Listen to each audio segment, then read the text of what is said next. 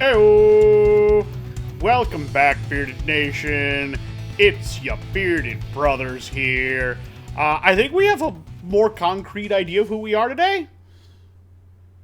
A little bit. I've been kind of dabbling here and there, but I'm okay. Okay.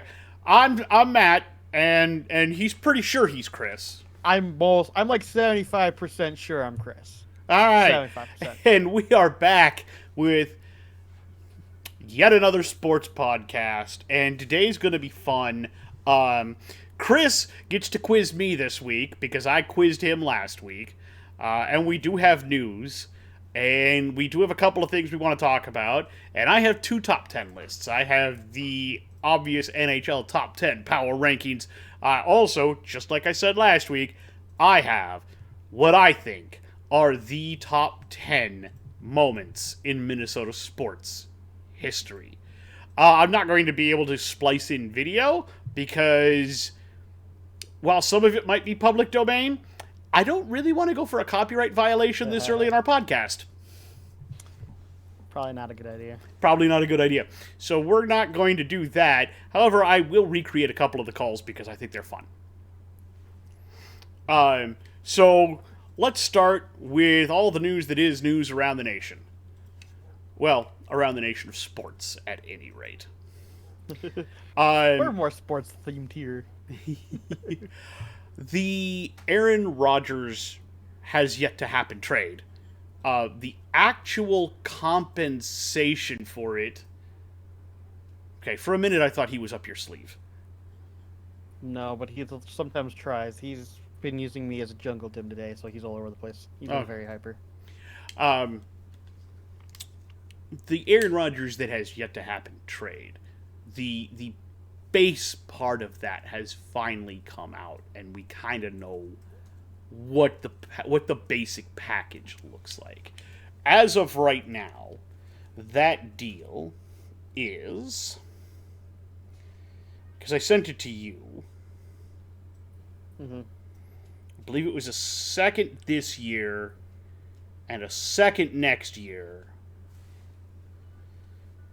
And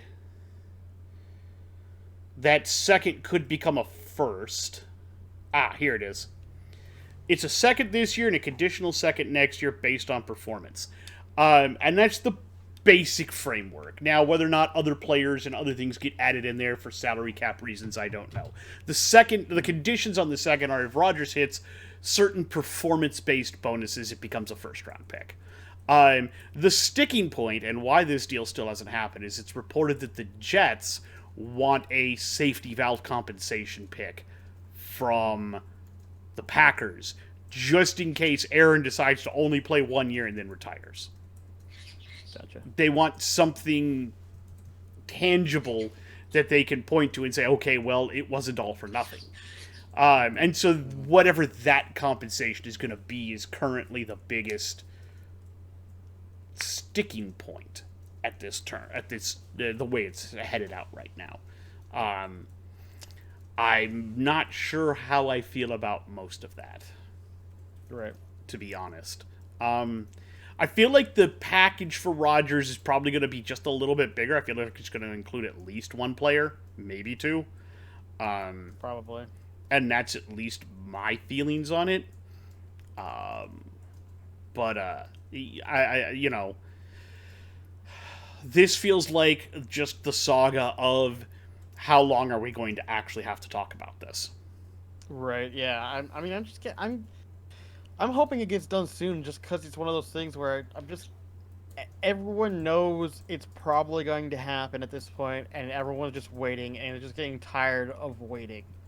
And I'm tired of every week having to report, hey guys, still no news on the Aaron Rodgers trade. Like, I just don't care about it anymore, so just fucking get it done with already, for fuck's sake. Like, 100%. At this point, I'm just kind of over it. Yeah. And to be honest, the other thing that we need to talk about that I'm also kind of over is the Lamar stuff. Yeah. I'm kind of over it. Not that I'm saying that he doesn't deserve to get paid, or not that I'm saying that he's bad, or not that I'm saying he's injured too much, or anybody has a particular thing that is accurate or disaccurate or anything like that. But I'm tired of hearing about it. Yeah, it's one of those things where there's no news on it. Literally, there's no news, and so every time we get an article about it, it's always speculation bullshit, and I'm just tired of hearing about it. I am too, because the things that It's a story that's not a story at this point. And they're trying to make it a because story. it's everybody trying to speculate what team would need him the most, or where he should go, or what team should make a play for him. And let's be honest, 90% of the teams that people are putting on there is straight up trash, and it's the same things, and I'm going to say... So I'm going to address some of it because it's making me angry enough to actually talk about. So let's start with the most obvious team that should probably get him, Indianapolis. Yeah, no, I agree with that. That's on a lot of people's lists. Firmly agree. I think that Indianapolis grabbing him makes a ton of sense. They have a very high first-round pick that I'm sure the Ravens would covet if they wanted to make that. Now, here's the thing that the only part of this that it confuses me. So hear me out. Lamar is on a non-restricted, what do they call that? Franchise tender.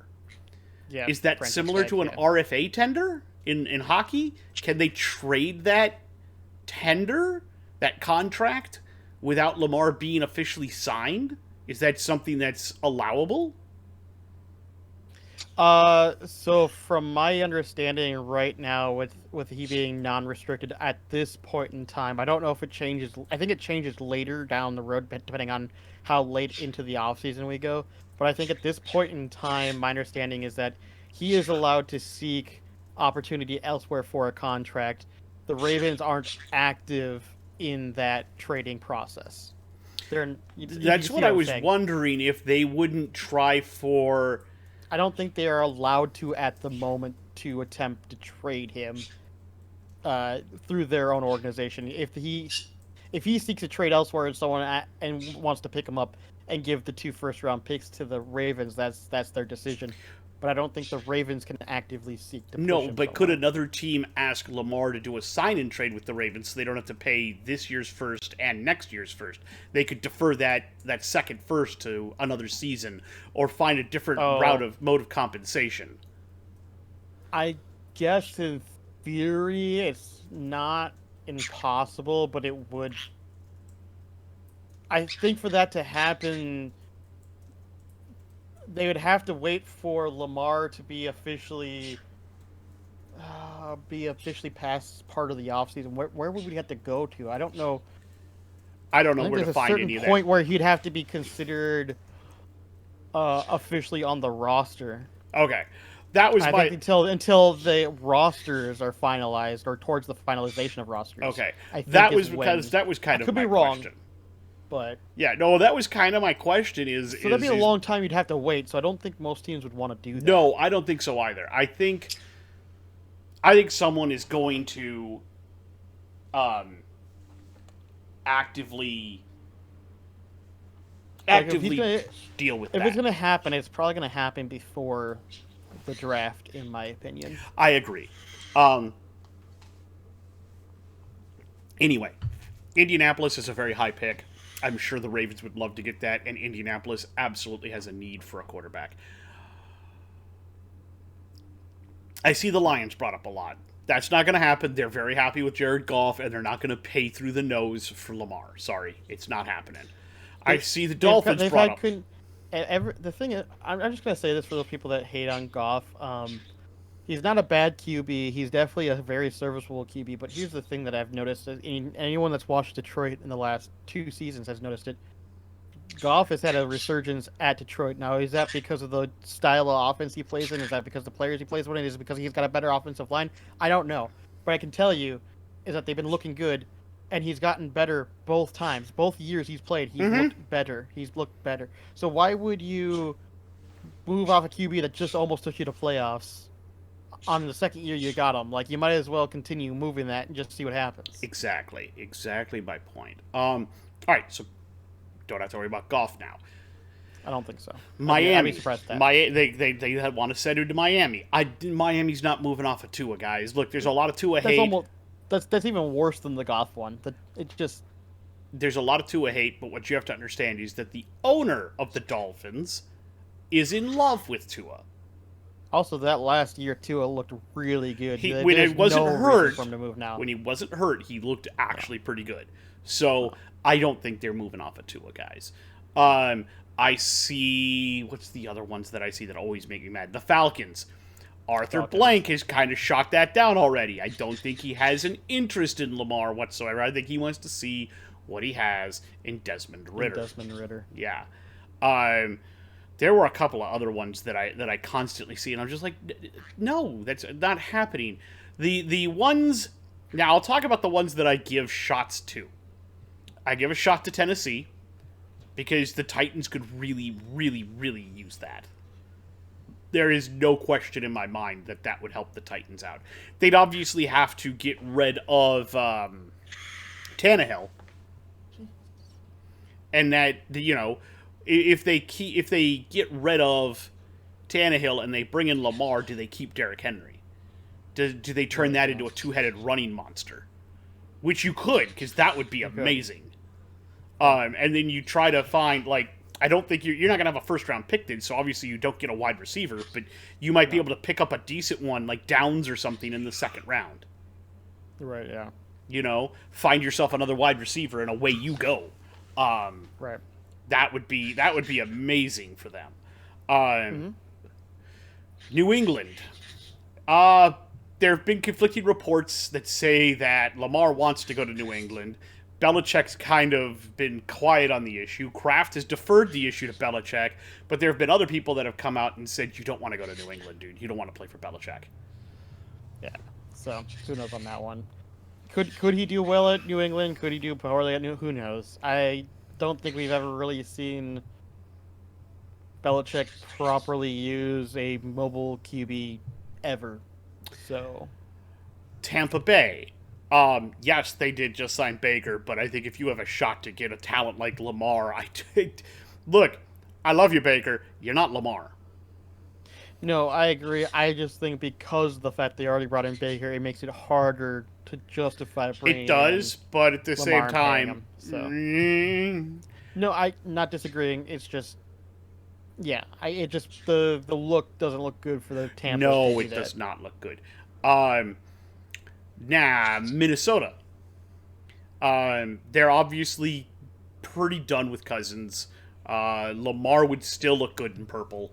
Minnesota's been rated as one of the best places to play if you're a free agent. All the free agents have said the culture there is great, the clubhouse is great, what they give you in terms of how they treat you is great. So Lamar going there makes some sense as well. It would help. If we could ditch off Cousins and we'll probably have to get rid of Cook, and that way we'd have Madison in there, but giving him Justin Jefferson to throw to, that solves a lot of problems in Minnesota. And it obviously, we'd be giving up our first round pick. We wouldn't have a first or a second this year. We wouldn't have a first next year. But I think that cost is worth it in the long run if you get Lamar. At least in my opinion. So we would have a very potent offense this year and no defense, and then next year in the second round, and then also in the offseason, you take some of those assets and you try to sign some extra defensive help. I think that's what you would look to do. I think the biggest issue with Lamar going to Minnesota just comes down to money. Getting the money to work properly and fit for all parties involved, as well as being able to pay the stars that you're going to have to pay soon, such as Jefferson and so on. Exactly. I think that's the biggest deal. So that's where I kind of get questioned at. Then there's two others. Both of them I consider outside. One is Seattle. Mm-hmm. They seem kind of in on, and I think they feel like they owe it to Geno to try to take them where they're going. And I 100% get where they're coming from. The other one is Dallas. They've got Dak. You can't tell me that Mr. I'm going to make a ginormous damn splash, and I love the publicity Jones, wouldn't make a deal. Like, if nobody else picks him up by the time the rosters are getting finalized, there is no way Jerry doesn't look into trying to find a way to trade Dak to Baltimore for Lamar and get a big deal signed with Lamar, because that would be a Jerry. Go through the draft, wait for the draft, wait out everything, get all your ducks in a row, go into the season like you're going to have Dak, and then right as rosters are getting finalized, you flip Dak and something over to Baltimore, and you work out a deal where you give them some stuff, and you wind up with Lamar in Dallas. That makes perfect sense. One other team I want to bring up, because I think it's the exact opposite. They should be trying to be in on Lamar even as a side play, but they're not going to be, and that's the Jets. The Jets GM has said that would be dishonest because they're in negotiations for Rodgers, and they don't want to muddy the waters with that. I get what you're saying, but as a GM, you kind of have to play jerkball sometimes. That's kind of the point.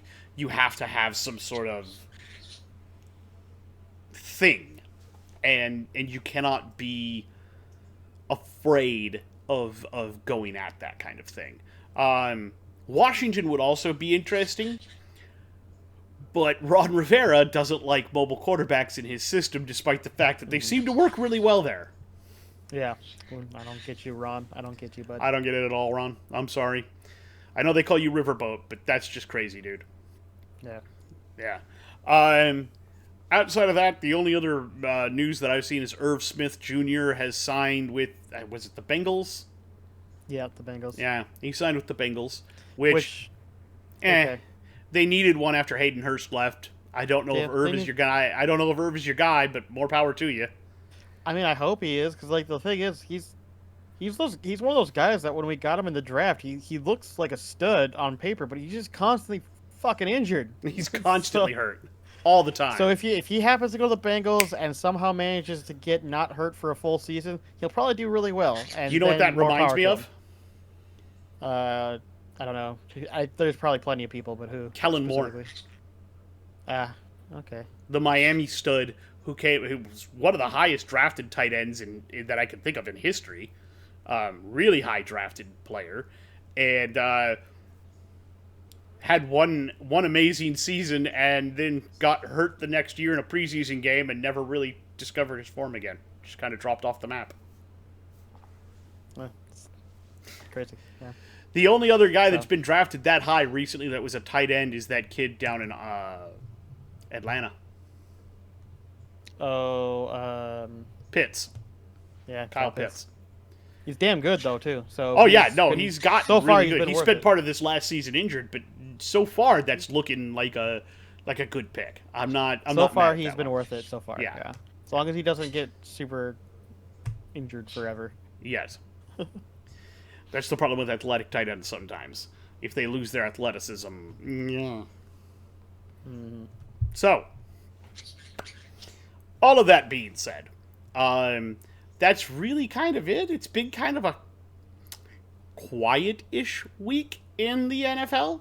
Outside of those things kind of coming out, then there being a lot of speculation around Lamar and still waiting on the Aaron Rodgers trade. There hasn't been many other major moves or any blurbs to really talk about. I think most of the teams now are prepping for the draft.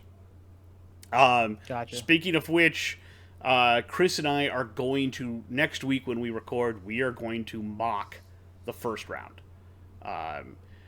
Our rules are, and we'll repeat them again next week, but our rules are that we're not making any trades. If it hasn't happened by the time we mock, it hasn't happened. We're not going to pretend to, even though there are some that we're going to talk about that we think are probably going to happen, like Lamar to Indy and obviously Rodgers to the Jets. And there's another couple in there, Arizona and DeAndre Hopkins and stuff like that. We'll see if any of that happens before the draft, but I have my doubts. Right. Now, there is a piece of NHL news that I want to discuss. Um, and it involves the Arizona Coyotes. Of course it does. Poor Arizona. So, the current plan for Arizona, they are playing at ASU in a very, very tiny shoebox of a stadium. And the joke, of course, is that their stadium isn't big enough, so they don't even qualify as an NHL franchise. Right. It doesn't even suit. It sits like 20,000 people. It doesn't even sit 50,000 people or anything. It's a very small. I don't even remember what it sits, but it's tiny. So there is the Coyotes and some other real estate developers and whatnot have plans in Tempe for an entertainment district. They're going to take an old landfill, clean it up, get rid of all the garbage, and then turn it into a stadium, some apartments, and a big entertainment district. They're going to have a lot of stuff there. They are currently being sued by the city of Phoenix to stop that construction because it violates an agreement with the International Sky, I think it's called Sky Harbor International Airport, which is connected to Phoenix, and it's something about the buildings would be in the noise corridor of the airport. And there's an agreement from 1995 that states that things won't go in that noise corridor. Ignoring the fact that Phoenix already has a lot of things in that noise corridor, there are apartments across the street from the landfill that are like 10 minutes away that are okay to be there that Phoenix doesn't have a problem with. This is literally... So what it is, there's two major pieces here. First is the airport itself wants to expand, or for future expansion. It's in need of expanding, and has kind of their eyes kind of in that area. And if they were to expand too close to it, they wouldn't be allowed to expand out that way anymore.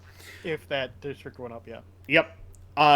And second is, this is Phoenix wanting their pound of flesh from the Coyotes because the Coyotes are leaving. They're really worried that this entertainment district would end up taking away business from Phoenix. And if it was super successful, it would create, it would make Tempe a better place. They're trying to get money and concessions out of the NHL to make this happen because they know what we all know, which is the only reason the Coyotes are still in Arizona and are still trying to play there is because they are Gary Bettman's pet project. Bettman put them there. Bettman has selected all the ownership groups that have failed. Bettman has bailed them out when they've screwed up. If Bettman were to move them, it would be an admission that he was wrong. And he is incapable of admitting that he is wrong. 100%. He's incapable of going, I've made a terrible mistake. I'm sorry, this isn't viable. Figures. So that's the deal there. I think I don't know how this resolves because technically if the lawsuit sits in court, this could go on because the Coyotes want to be within a new building within 3 years. That's the stated goal at this point in time. But they haven't broke ground on it yet. Stadiums take at least 2 years to build. At least. You're not going to put one up in a year. It just doesn't happen. No. So you're talking about a minimum of 2 years. What do you do? What is your backup plan if everything goes wrong? I've got a couple of ideas because they do have a backup plan that involves Scottsdale, apparently. There is something involving that. But they've only got a 3-year lease with the Arizona State, and I don't think Arizona State is eager to keep them around. So here's what I would do. And this is just me, so maybe I'm crazy, but hear me out. I use the Coyotes to test the viability of other markets. For example, the Coyotes, while their stadium is finishing being built after the Arizona State deal runs its course, if the stadium still isn't ready, they move them to Houston until the stadium is finished. And you let them play in Houston and see if you draw crowds in Houston. Because maybe then you have an expansion team. Or you could move them to Atlanta and see if they could work in Atlanta. Or wherever else you wanted them to go. The point is, you need to put them in an arena big enough to hold fans. Because right now you've got a revenue split and revenue sharing in the NHL. And every team contributes to that. Unfortunately, the Coyotes don't have to contribute as much because they're not turning a profit. They're not drawing as much money because they don't have the ability to put people in the stupid stadium.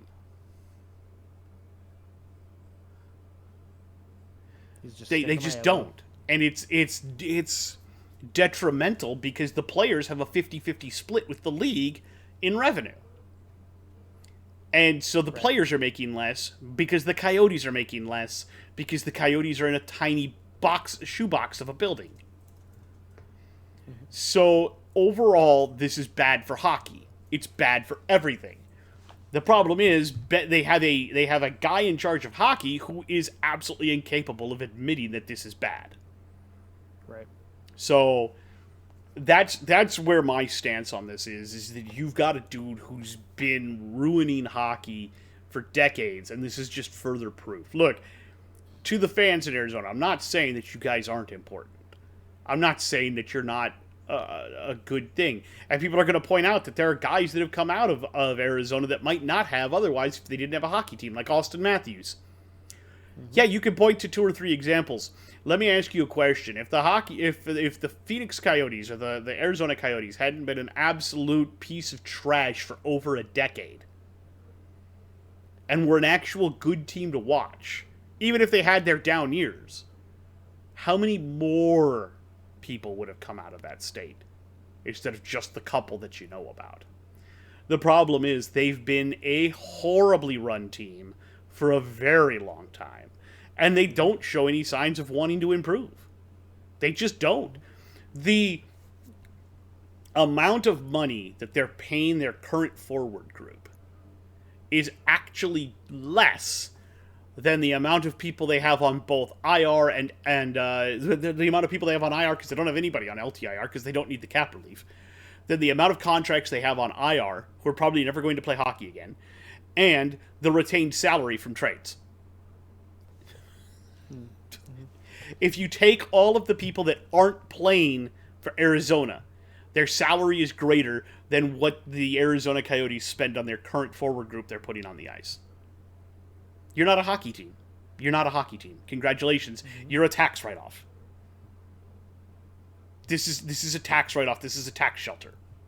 And that's how they're being treated. And it's just sad. Yep. I agree.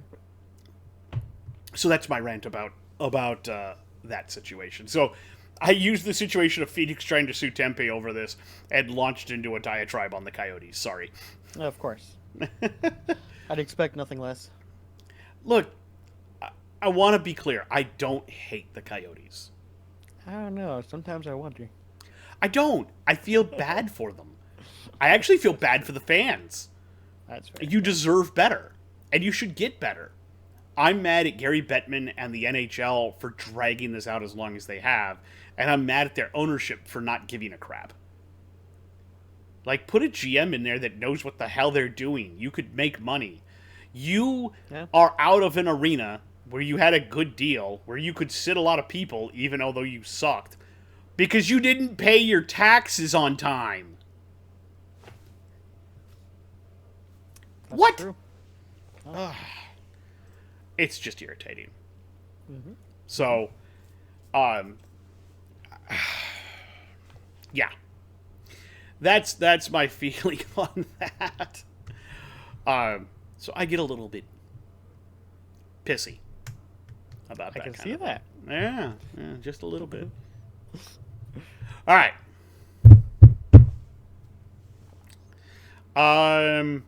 The other thing I want to talk about is the fact that, real quick, Connor McJesus. Yeah, yes. Connor McJesus is being Connor McJesus. The dude has over 140 points now. He's got 61 or 62 goals and like 85 assists, and just he's never going to hit the top of the Oilers lists. It's impossible. Because the guy that's there, just nobody's going to be better than. Period. He was a once in a lifetime player that did so many ridiculous things that nobody's ever going to top it. He once scored 92 goals in a season. That would be Wayne Gretzky, by the way. You just can't top that anymore. Yeah. So, but still, the fact is that he's over 140 points. There aren't that many people in history that have done over 140 points in hockey. On top of which, the only other big hockey news involves Boston, who at 75 games played clinched the President's Trophy, which is given out for the team that scores the most points in a season, in terms of like wins are worth 2 points, ties are worth a point, etc. Right? Boston has 121 of them. That's just dumb. It's just dumb. And I don't even think they're... The thing is, I don't even think they're playing their best hockey right now. I don't want to hear it, bro. I don't want to hear nothing about Boston, specifically their hockey team. Well, I will say that even if they go to the finals, there is a team in the West right now that is just... They're setting things on fire at this point. And a series between them and Boston, I actually favor them over Boston. So, that's my viewpoint. I know you don't like Boston, but that would be a fun series to match up and watch. Fair enough. So, we'll get there. All right. I don't have any more news. Do you have any news? Honestly, I can't think of any news that happened this week that I actually specifically want to talk about. Was there one that... There is one more that I just thought of. There's one more that you can think of? Yeah. Okay, I can't think of any off the top of my head, so you go ahead. Rudy Gobert is probably about to get fined into oblivion. Hmm. He plays center for the Minnesota Timberwolves. Center, power forward, something like that. All right? He came out and basically... It's a very, very long rant of his that he was asked a question about officiating. And he said it's very obvious to him. It's very obvious that they're trying to put certain teams into the playoffs, and the Timberwolves just aren't there. Because who do you want to see in the playoffs? What players do you want to see? Yeah, you want to see all the top players, right? Yep. And that was his point, is that the Timberwolves just aren't big enough yet, and an unknown enough name, and they haven't become part of the Zeitgeist. They're not quite good enough yet. Yeah. Exactly. So he basically accused the league of telling the officials to rig games. Yeah. It was bad. Yeah. He name dropped like the Kings were in there and a few other teams, and it's just like because they get all the calls and they do things and they don't get called for. I mean, it's hard. It's hard not to like be angry and maybe be in that mindset about certain situations for sure. It's hard not to sometimes maybe see some similarities to that, but that's not... I mean, that doesn't necessarily mean that's what's happening. So... No, but I would say that normally you are correct. No. But a month or two ago, Fred Van Vliet, I believe is his name, plays point guard or guard for the Raptors organization. And he's always had trouble with a particular ref who tees him up more than any other ref. And in fact, somebody looked up the stats on it, and out of all the tees that he gets, I think it was... the guy had reffed 4 games against Van Vliet, and he had teed him up 5 times in 4 games. Mm-hmm. And so the next time that they had him ref, he got booed out of the stadium in Toronto just about. And then the NBA has said that they have reviewed that particular ref's record, and he is not reffing NBA games currently. Yeah. It's the first time I've heard them actually outside of Well, Tim Donaghy. yeah, I mean, the thing is, I think the problem with refs, and it's something that happens in all sports, I think. Um, but the problems with any referee is that they have to try to stay as bipartisan as possible, right? Which isn't always easy to do, especially if you have specific interactions with specific players and potentially have maybe, let's say, a bad interaction with a certain player. Well, you're not supposed to let that weigh your judgments based upon how the game, like, your personal interactions with somebody can't weigh in on your decisions on the game, right? Mm-hmm. But it's hard. However, for a lot of people, it's hard to do that. So you know that even if it's not intentionally doing so, this ref might have been intentionally doing it as maliciously. We don't know, but there's a lot of refs out there that probably do it unintentionally, even because you can't be completely like if somebody picked you off at one point, you can't completely stay bipartisan anymore. You Yeah, just can't. and then part of the other So, thing is, so that gets around ref circles too. This guy's a trouble mhm, problem. This guy's an issue. So it automatically taints exactly, other refs' view of this, and it's especially true in hockey, exactly. which is why you see some players who got all the calls, and then there's a bad interaction between a ref and a player, and suddenly they can't get a call to save their life, no matter who's officiating the game. The funny thing is, the reverse happens as well, where players will also do the same thing and go, "Oh, that ref is screwing certain players over," and then all of a sudden, you have players who don't respect certain refs anymore either. Oh, absolutely. But And the yeah, absolute reverse of that is true too, where refs like a certain player, and it gets around that this guy's pretty good. He's easy to get you along can get with, away with more. and you get Yeah, away with more stuff, and you get more exactly. calls. Yeah, it's so stupid, man. Yeah. It's an entirely political animal at that point, and it should not be. This I is don't think what. it's, to be fair, I don't feel like it's most of the time intentionally that done that way. I think most refs, and when I say most, I am saying a majority. I am saying over 50% of refs in sports are mostly good. Like maybe they have some tip offs here and there, but I would say the majority of them are pretty good at staying pretty bipartisan right down the middle as best as possible. Yeah, I think I think you do have, unfortunately, the problem is that that majority might not be that big of a majority, right? I say over 50%, but it might be only 60% of refs are actually really good and the 40% are kind of shit. well, I doubt that's true, but you know what I'm saying. and so the big thing that I constantly hear, and that I like, and that I'll get into, is people will constantly say, because I say call the game, call the rule book. If the rule book says this, you should call it every time, period. The thing is, people say, oh, do you know how many more penalties there would be if you called the whole rule book all the time? Players would fucking adjust, man. That's the point. If you call the rule, because right now you're not calling the rule book all the time, so they're getting away with the stuff. If you called it every time, they'd adjust and stop doing it. Period. You would think so, but I think the problem is that there are certain rules that are just so difficult to properly manage. Oh, I agree. Like honestly, one that gets brought up the most, which does actually have a valid point, is the holding rule in like NFL. You can literally there's holding on every play on the line of scrimmage, like you just know there is. And even if you were calling it every single play, that would still be happening all the time. And I think it's because the problem is the holding rule is specifically there for egregious holding, not just any holding. And so the way the rule is written right now wouldn't work for that idealized version. Like you'd have to rewrite that rule to make it more like egregious holding calls. And then it's like then maybe you can make that work. But I feel like right now as the rules are written, it wouldn't work. Well, then you rewrite the rules. That's simple. Yeah, that's why I said as the rules are written right now. Yeah. Yeah, no, but that would be the point. That you could obviously identify garbage rules that way, get rid of them, and write them so they make more sense. The problem is currently you're not doing that. By the way, remember how we said the pitch clocks and everything else were going to ruin baseball? Apparently, most people like it. Even the players have adjusted. I'm surprised by that a little bit, to be honest. Me too. But somebody said, I think one of the coaches said, whoever thought this up should be going into the Hall of Fame.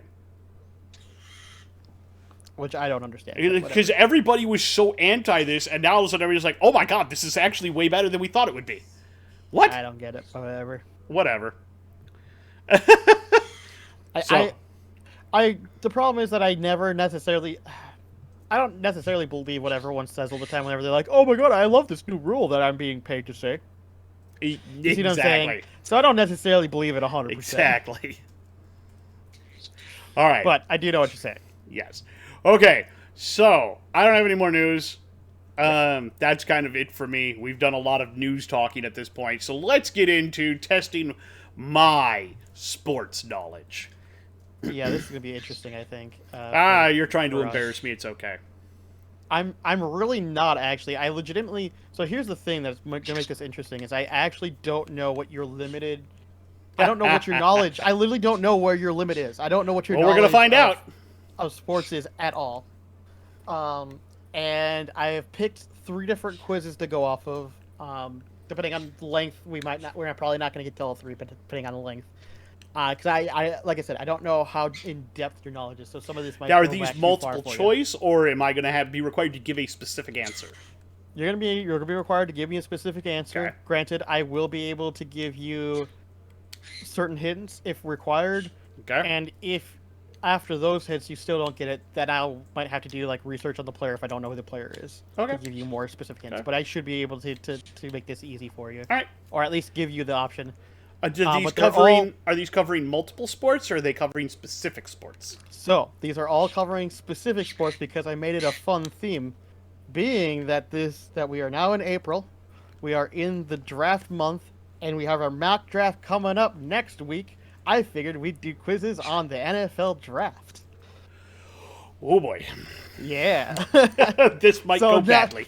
Like I said, I'm really gonna test your knowledge here. This might go badly because if you're gonna ask me who was drafted in the 7th round of blah blah No, blah no, blah I'm not blah, gonna go that depth. I am gonna make it a little easier. We're gonna start off with what I think.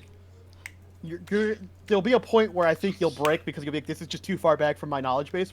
But I think early on you'll be able to do okay here. we'll see. So, the very first quiz is the NFL first round quarterbacks.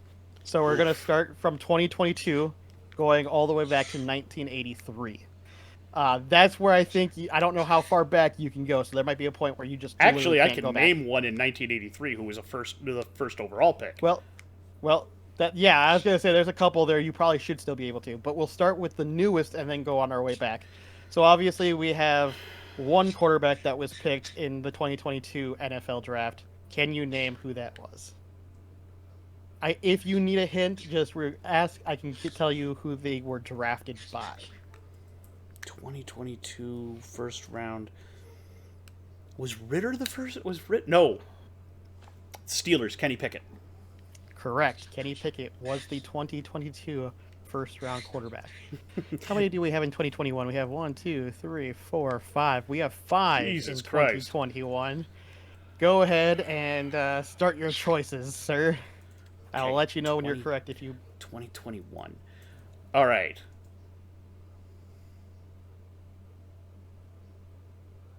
Was that Fields?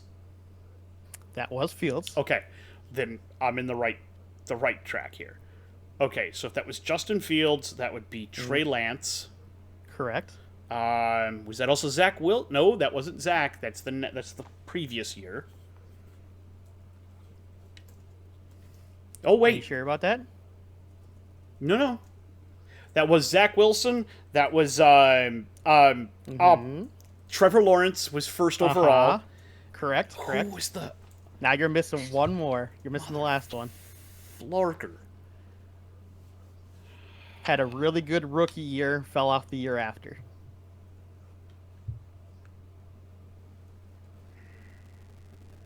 Mac Jones. There you go. Mac Jones from I was the like, Patriots. oh You got God, I know this. it. Yep. Mac Jones. 1, 2, 3, 4. We got 4 in 2020. All right, 2020. Let's see what you got here. So we're gonna go back the year before Trevor Lawrence. Hold on, before we continue, I gotta make sure this one's right because I thought this one was wrong.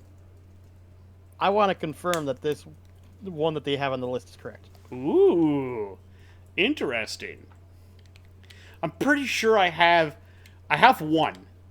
I know. There's one on here that I thought was incorrect, but give me a second.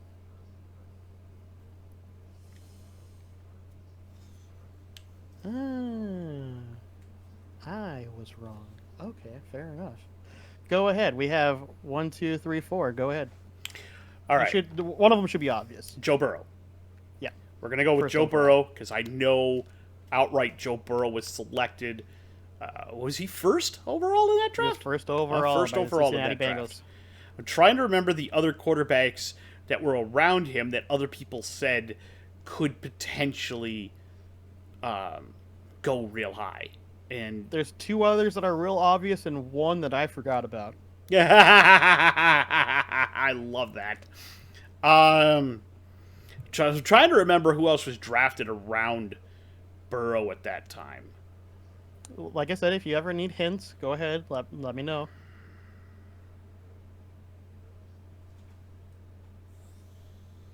No. He's going to be back another several years. Couple, I think. Came into the league with Burrow. Oh, fuck. Tua. Tua, yep. That was the Tua draft as well. That should then give you the hint for the next one after that. Oh! San Diego. Mm-hmm. Herbert. Yep, Herbert. Justin Herbert. Correct. Justin Herbert. Now the last one is the one that I forgot about. I'm curious to see if you'll get it.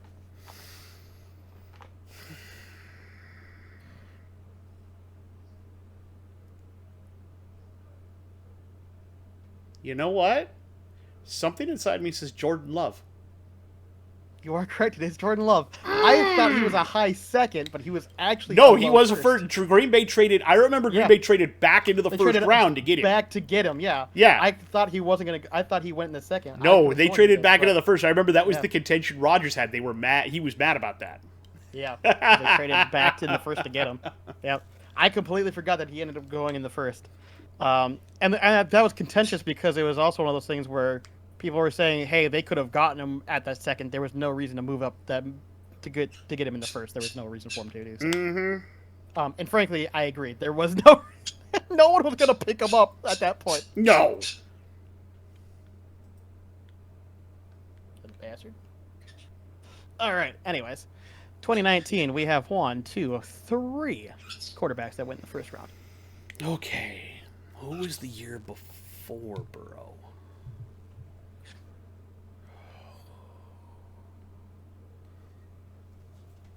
Was that... I don't think that was him at that point. Might have been. Was that the Kyler Murray draft? It was. Kyler Murray, 2019. We got 2 more. So Kyler Murray definitely went to Arizona real high. I think first overall in that draft. I think he was. I think he was. Because I can go back a year from there because they drafted Josh Rosen in the first round. You could, yeah. Yes. You know, in 2018, yeah, they had Yep. Josh Rosen. Yep. They had Josh Rosen. But they drafted Kyler Murray the following year. Was that With also... a different coach. Yep. So who are the 2 others that got drafted? Oh my that year, God! then? Is that the other Jets first rounder? Darnold. That was 2018. Darnold was 2018. Okay, I thought Darnold was 2019. Nope, that was 2018. Was Trubisky 2019? Trubisky was not 2019. No, he's going to be like 2018 or 2017 or something. Fuck. Who else had a first round draft pick in 2019 that they used on a quarterback? Would you like a hint? Give me the teams. The 2 teams that are left is the New York Giants and the Washington Redskins. Okay, so one of them I know is Daniel Jones. Correct. Oh. The other one, I the other remember player this is gonna kid. be a little harder. I could tell you exactly who he played for. Ohio State. Mm-hmm. I don't remember his name, but he played for Ohio State. And If I give you his first name, do you think you could get his last? maybe. Dwayne?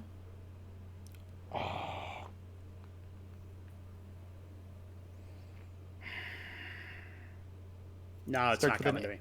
Starts with an H? Harrison? Ah, close. Haskins. Haskins. Dwayne Ah! Haskins. Yeah, Dwayne Haskins. Because he gave way to Justin Fields. Yeah. Yep. Yeah, I absolutely. Right. Like I said, I knew where he came from. I remembered everything. He was like number 7 or something. Yep. Like I said, I got so much of that. So in 2018, you do already have Josh Rosen and Sam Darnold. Josh Rosen, Sam Darnold. How many more? So we got 1, 2, 3. We got 3 more still. Okay. And they're all big names. Really? Yes. 2 of them still playing with their current team. 1 is not. Or still playing with the team they were drafted by. I should emphasize that. Yeah.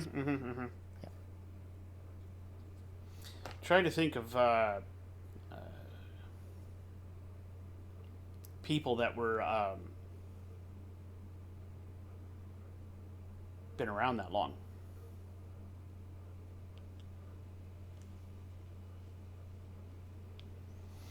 Okay. Because what I'm doing now is rotating through the quarterbacks that I know in my head, and I'm like, okay, who's been in a position in their city for a while? Long enough, yeah. Oh, is that the what's his name? Is that the Josh Allen draft? That is the Josh Allen draft. Oh, yes, Josh Allen. But Josh Allen wasn't drafted number 1. No, he was drafted like 3rd? Might have been 3rd or 4th. But 3rd he was or 4th? drafted 1. Okay. He's the one that's not on the team he was drafted by. Yeah. Because I remember there was a big deal about whether he was going to be better or Allen had turned out better. I remember that being a big deal at the time. Now I know for certain.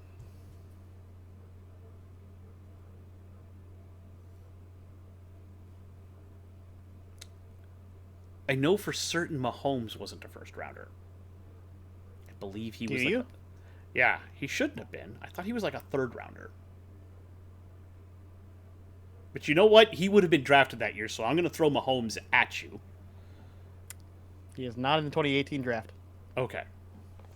That would have been around the year he would have been drafted, by the way. Just so you're aware, Mahomes was in the 2017 draft. Okay. Like I said, I knew you were close. I knew he was in off, there. Yeah. Right, so Josh Allen. So you're still missing 2. Yep, Josh Allen has been around for a while.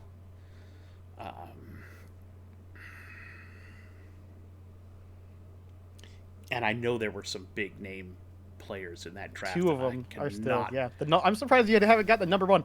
I'll give you a hint for the number 1. We mentioned him already prior in the news section. In fact, he was one of the players that moved teams that you mentioned. Oh, was that the Baker Mayfield draft? That was the Baker Mayfield draft. He was drafted number 1. Yeah, That was Baker Mayfield, man.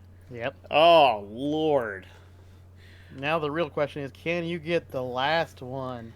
Well, he was drafted. I believe he would have been the last one is drafted further down. Baker was drafted number 1 overall. Yes, that's what I'm saying. Because it was Baker and Josh were the 2 big names. And Sam. That one. Those were the 3 Sam. top Yeah, ones. those were the top 3, and then there was one who was drafted like. And actually, Josh Rosen was in there. Josh Rosen, I think, got drafted like 5th or 6th or something. He was like all upsetty spaghetti because he's like, "Why did I get drafted so low?" Yeah. And then there was another player that got drafted below him that turned out to be way better than Rosen even. In the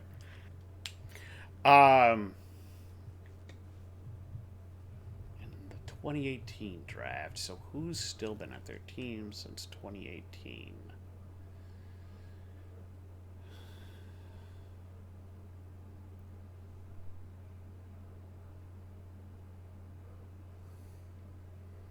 No, because we would have taken someone else in that same draft.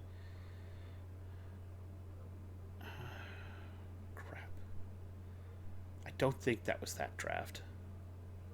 I mean, he's still technically with the team. Oh, did they take him in the first round? Was that Lamar? That's Lamar. Yeah, they I was took going him to in the say, first did they round. take? I Yeah. thought he was like a second or third rounder. No, they managed to pick him, I think, late first round, and he was Okay. the one that a lot of people were like weren't sure on because of his size and so on. Yeah. And they ended up getting him for a steal over, Josh Rosen Oh, and yeah. even Sam Darnold. Yeah. Even Baker Mayfield. I would say the only other player that was even close in that draft is Josh Allen. Yeah, So absolutely. yeah. All right, going back to 2017, we have 3 quarterbacks drafted in the first round in 2017. Can you name the 3? All right, so we've talked about Mahomes. He was in 2017. He was, and he was in the first round. So Okay, you I have thought he was like second or Patrick Mahomes. third because No, I he just ended had a up feeling. But going- he was like late first. He was late wasn't he? first. Yeah. Yeah. All right. So you got 2 more. Was Trubisky 2017? Trubisky was 2017. Correct. Okay. So Trubisky went to the Bears, and I think he was the second or third overall pick. I think he ended up being first overall because he ended up being first overall. Was the Bears he? moved up just a couple spots to get him first overall. It was contentious because the player that they ended up not getting ended up being way better as a player than over Trubisky.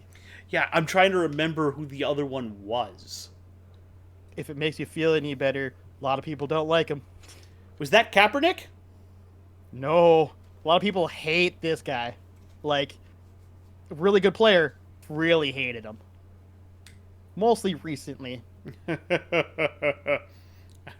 Trying to remember why he's so hated. He may or may not like touching a lot of people. Specifically when he gets massages. Oh, that's there you go. Deshaun Watson. There you go. Yeah. So the Bears ended up having, I think, it was pick 3, and they moved up just the 2 spots. They ended up getting Trubisky instead of Watson, and a lot of people were like, "Holy, that was a bad choice." Yeah, that In wound up hindsight, being right? That wound up being really bad. Now, granted, now in hindsight, teams are now both looking at him going, maybe neither one was actually a good option. Maybe we should just went with Patrick. All right, 2016. We actually have 3 quarterbacks that went in 2016 in the first round. Can you name the 3? Okay, was 2 of them I knew. One of them is one that you might because not I know there's some weird ones out there. So that's why I was going to ask: is that the one where the Cowboys, or was it the Cowboys? No, the Browns selected an oddball choice out of Texas A&M. No Browns pick in the 2016. Okay, you know who I'm thinking of because I know he's coming up soon as we go further back. He is. He's Yeah. not here yet, though.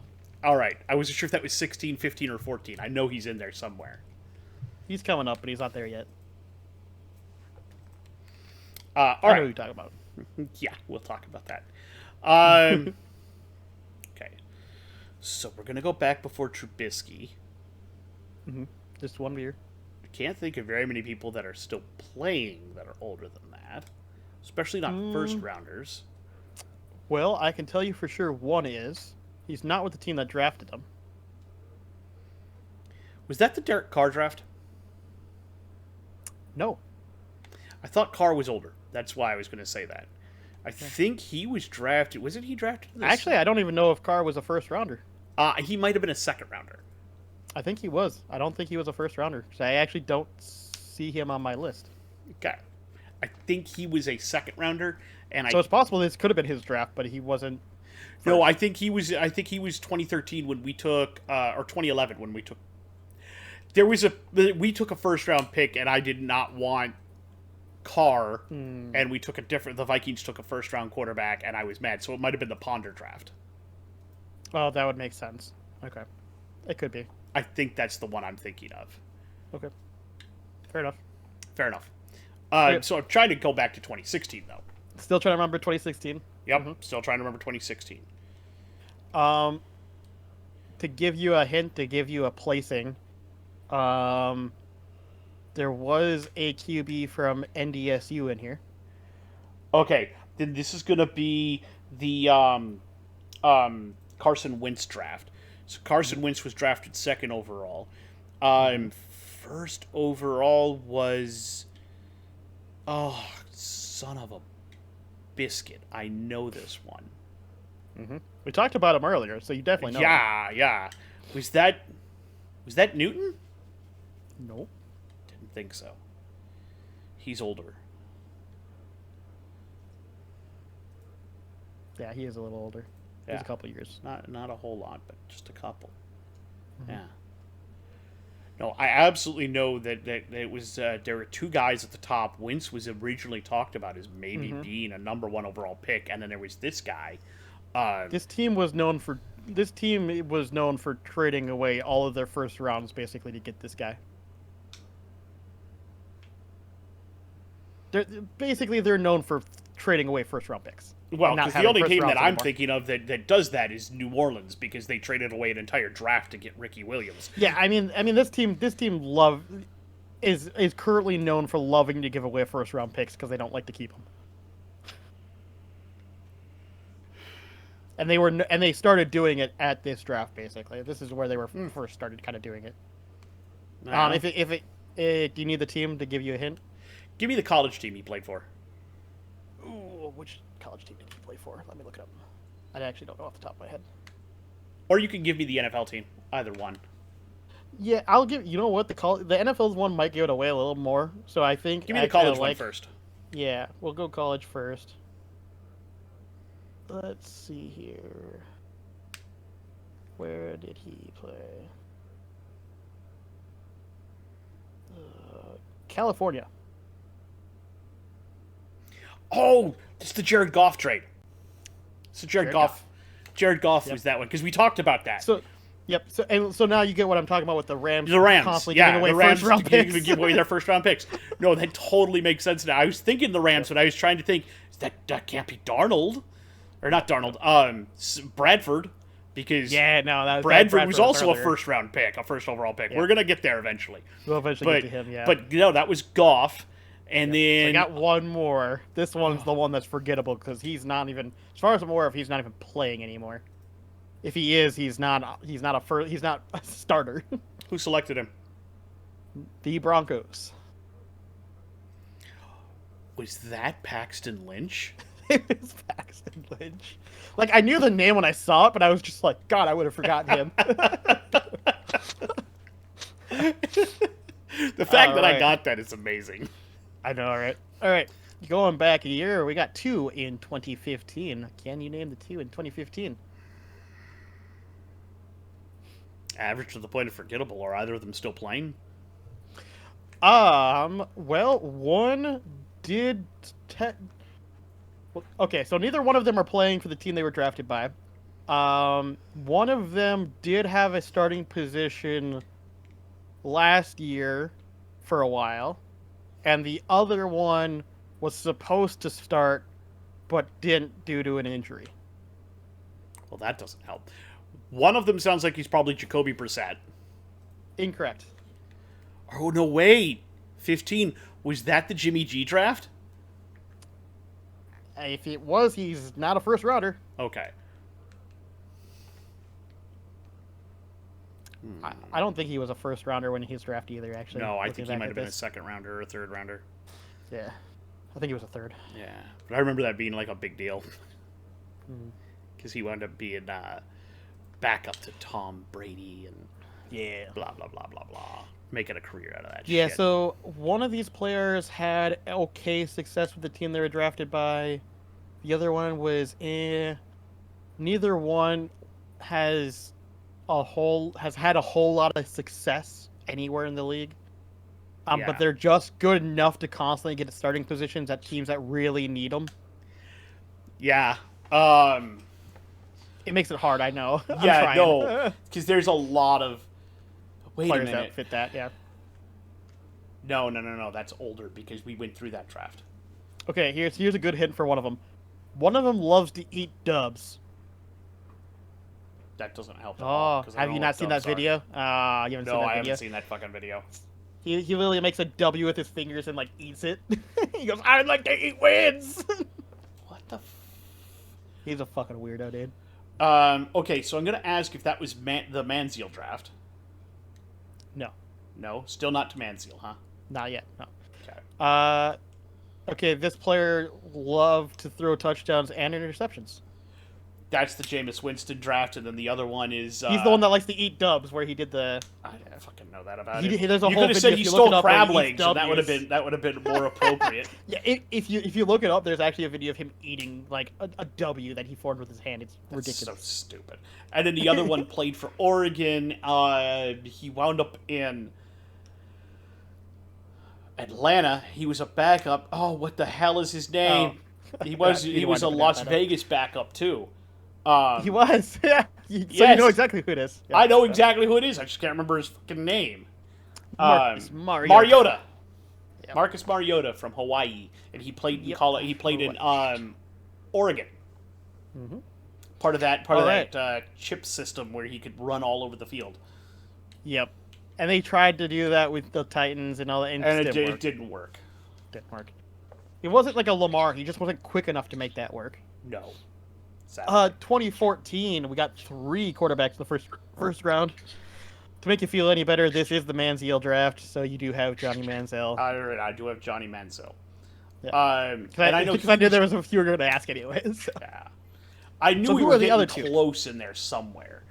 I'm trying to remember the other guys that were drafted around Manziel, and that's going to be difficult because I don't remember if they even had careers that were worth mentioning. Well, one of them you should know. One of them as a proud and prideful Vikings fan. Wow, that bad, huh? Jesus, come on, dude. Who's the one QB that we had in the first round that wasn't fucking shit? We had one? I mean, Teddy. There you go. I was going to say, until he got injured, yeah, he was actually okay.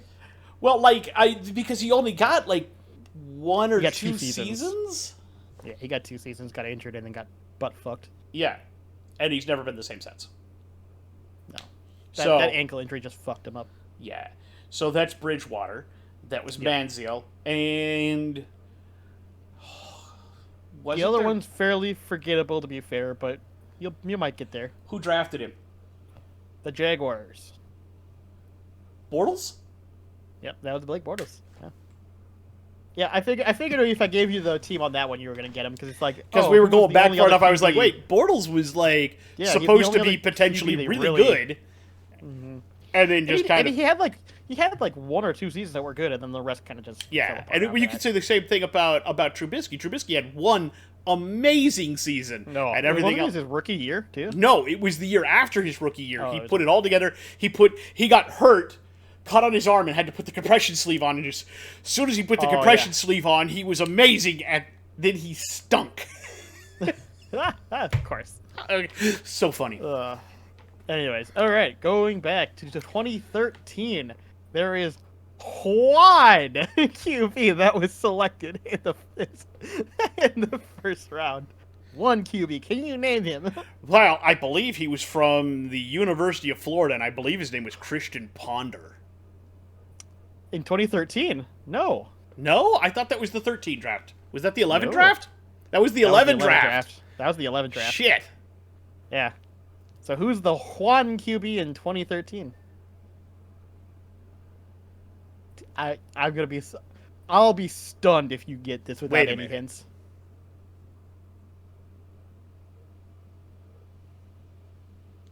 Was he from Florida?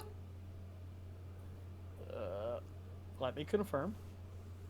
If not, it's not who I think it is. Because I thought this guy might have been taken at the end of the first round.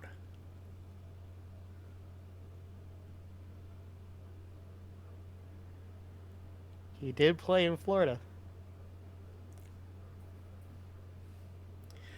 And I believe his first and last name start with the same letter. They don't. Oh, okay. I'm thinking of the I'm a little shocked by that.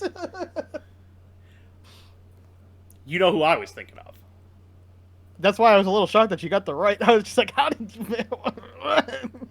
Okay, so in that case... Yeah, played college football at Florida State. Florida State? Florida State, sorry. Oh, then I know exactly who that is. That's E.J. Manuel. Yeah. Like I said, if you didn't get him, if you would have got him without any hints, I would have been shocked. That's E.J. Manuel, Florida State. Yeah, yeah. All right, so we got EJ. Let me see here. How many do we got in 2020 or 2012? One, two, three. We got four in 2012. So 2012, we did that draft. So I happen to know that that was the Andrew Luck draft. So you had Andrew Luck, Correct. you had RG3, you Correct. had Tannehill, Correct. and Now, who was the last one? oh mother, Because it should fuck. have been Russell Wilson, but it wasn't. No, it wasn't. And you could have thrown in there because there was another quarterback who was taken further Yeah, down. I'm trying to remember who it was, but I don't remember. I don't remember either. Nick Foles Nick Foles. Yep. was Yep. taken further down in Also that could have draft. taken that over this person. Correct. Yep. Yes, and okay, because I remember this person was taken near the end of the round, right? Near the end of the round, and it also was funny because it's a team that also happened to draft a QB the following year in the first round as well. Just like the Cardinals did, this team did it earlier. All right, so it was Buffalo. Oh wait, apologies. I'm skipping the 2013 draft 2 years. I lied. Never mind. It would have been funnier if it would have been the other way. I skipped 2013 because there was only the one player. Poor EJ. I'm sorry, buddy. Poor EJ. No, this team picked a player in the 2014 draft. Apologies. So they didn't trust this player for very long, apparently. Apparently not. Who drafted him? The Browns.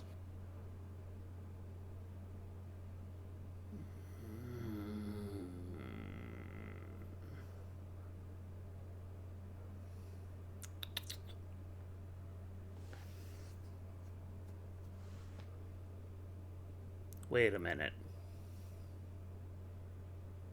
Oklahoma State? I was just about to go check. I was just about pulling it up. Enrolled at Oklahoma State. Brandon Weeden. Mm-hmm.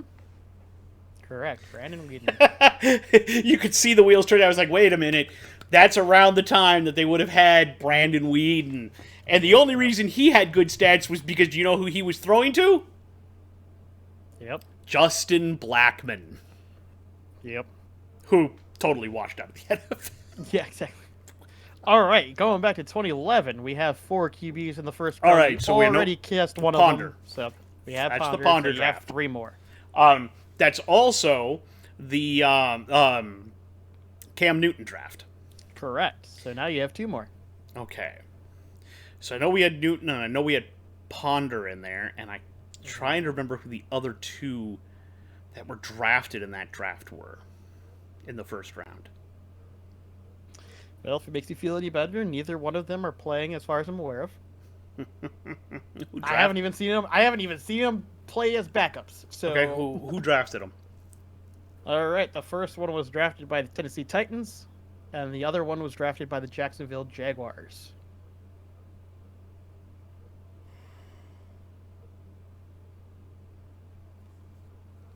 Okay.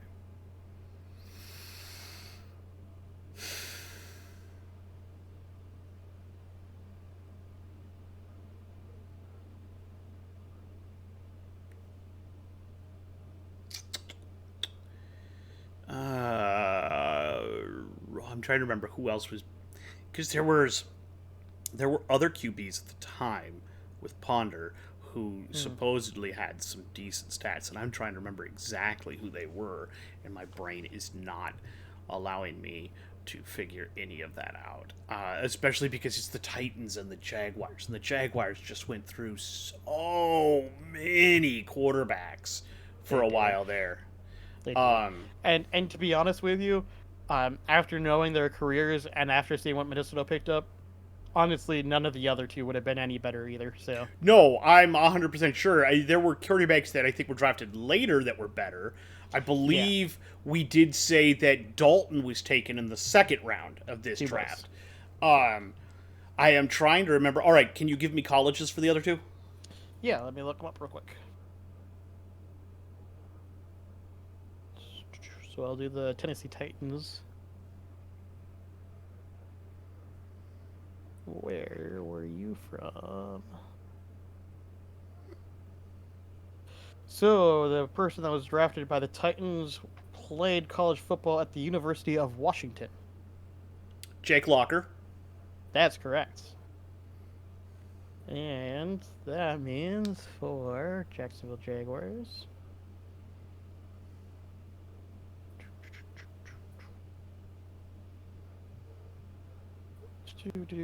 Played college football at Missouri. Oh, Chase. I can't remember his last name. It's not Chase. No? Nope. No, I remember him playing there, and I remember him having a wide receiver that he was able to throw to, and that was the year Missouri played absolutely awesomely. They were fantastic. Oh, he wound up being a backup for a while. He played for the 49ers, the Cardinals, and the Titans, and was on the Buccaneers roster as the backup quarterback when they won the last Super Bowl. Yeah, I don't remember his name, though. Fuck. Blaine? They had two that came out of there. Blaine? Gabbert. There you go. It was Gabbert, because there was also a Gabbert. Chase that came out in this. Yep. He wasn't a first rounder, though. Okay. Yeah. All right, so 2011 is done now. So now we move back to 2010. We only have two quarterbacks in 2010. Okay. Now One of them you've mentioned earlier. We're starting to stretch a little bit. I was gonna say it's funny. It's funny because this is the middle section where I think you're gonna actually have a lot of issues. But then we're gonna get back to the older stuff, and then you're gonna know a bunch of that just because of like NFL history stuff. Exactly. So it's funny because it's actually the middle shit that you're gonna actually have a lot of problems with. Yeah. No. 100%. All right. So 2010. So one of the players you did mention earlier. That's odd. Yeah, you mentioned him earlier, and you even knew that he was the first overall pick as well. I've known a lot of people were first overall picks. No, I know, but you guessed him earlier, and you guessed him way early. Yeah.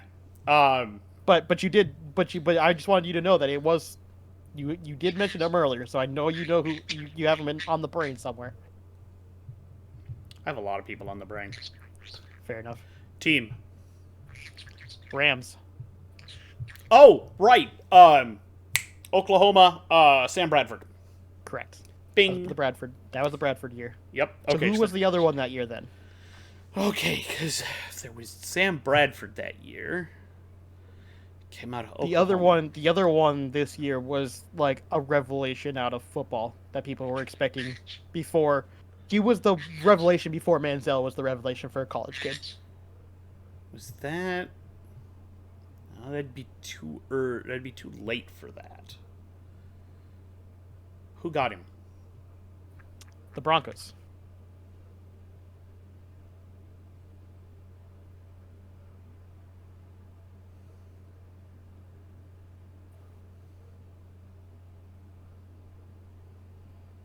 He had a pretty famous touchdown stance that everyone started to emulate for a while as a joke. I can't remember very many Broncos QBs that were any fucking good. He had only one season where he was actually any fucking good. Oh, wait. This is the one I also thought I got earlier, that I questioned earlier where I was wrong. This would be the gentleman from the University of Florida known as Tim Tebow. Correct. This is the Tim Tebow. When I said Florida earlier, I thought that was the Yo, Tebow you got track. the double, yeah, the double letter, Yep. the two T's. Yep. But Yep, no, T's, so he was 2010, huh? Okay. Yeah, 2010. Tim Tebow. Yep. And now you get where I'm also saying he was considered like a big prospect out of college. Oh, absolutely, but everybody kind of was worried about his throwing motion and everything else, and he, like, I never got it. Like, I never got why people disliked him, because to me, yeah, his stats sucked. Guess what, though? They won fucking football games. To be fair, they only had the one good season, and on top of that... Well, they traded him right after that. Well, he was there for, I think, like 2 or 3 seasons. And then on top of that, though, his coach, you got to remember who his coach was at the time. McDaniels drafted when he him. wasn't any good. And it was, well, then he got fired because of Spygate. Exactly. There was that issue, and then on top of that, like, we already know that it obviously probably wouldn't work out. So I think Tebow with a different coach probably would have had far more success. Yes. And I feel bad for Tebow because I think he was actually a pretty decent QB that got kind of shafted pretty bad. Yeah, I think he got shafted hard. So, Anyway. anyways, back to 2009, we have 3 quarterbacks that were drafted in 2009 in the first round. One of them, pretty popular, pretty well known QB that we've talked about before, is not playing with the team he was drafted by, but has won a Super Bowl. Okay. So I think that'll help give you a hint for at least that, A little bit. for that one player, and hopefully will set you in a That good, should be great Stafford. mind place. Correct, that's Stafford. That So would be now the you got Stafford 2 draft. more. Yep, now I have 2 more. Because I know Stafford went first overall in that draft. We're talking now 09, right? 09, correct. All right. That's still too early for him. One of these guys I know, decent player that got shafted as well, and the other one I don't know very well. Okay. I think... Was one of them drafted by the Panthers? No. Okay. That takes him out. Who drafted? We have the New York Jets and the Tampa Bay Bucks. Okay, so that's the Sanchez. Sanchez, yep. That's the So you got Mark Sanchez for the Jets. Yep. Now you're looking for the Tampa Bay Bucks quarterback. Like, it's a name I know, but it's not. You know what I mean? I don't know if he was necessarily considered good or just okay. College.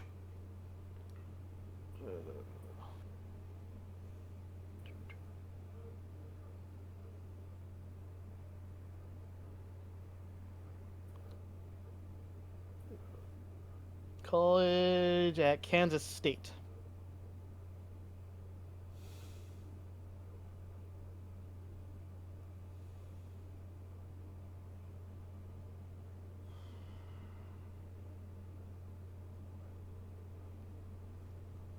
Not somebody I Nope. paid attention to.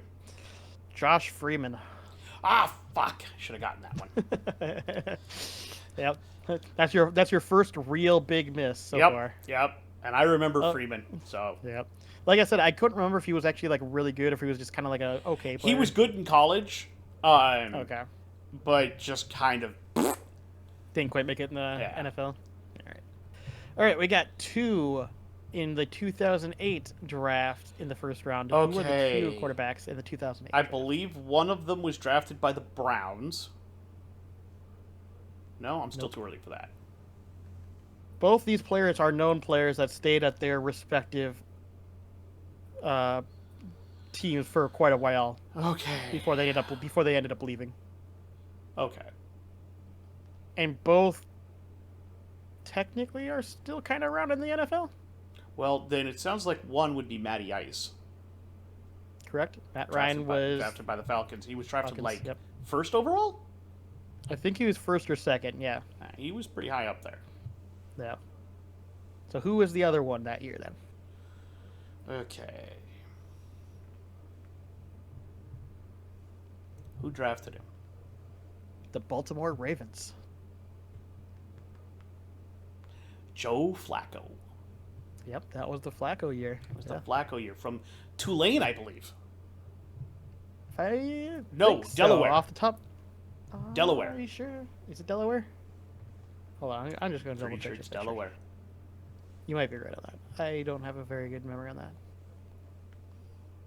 Yep, Delaware. Played college football at Delaware after transferring from Pittsburgh. Mm-hmm. Yep. Ha-ha! All right. So we now have to go back to the 2007 draft, and we have 2 quarterbacks in the 2007 draft in the first round. Okay.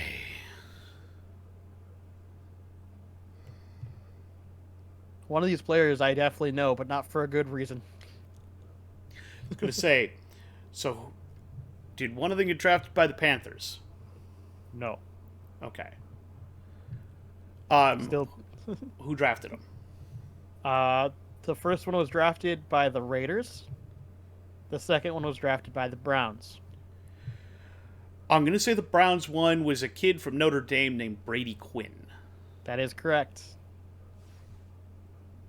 Now, who's the first one that isn't known for good reasons?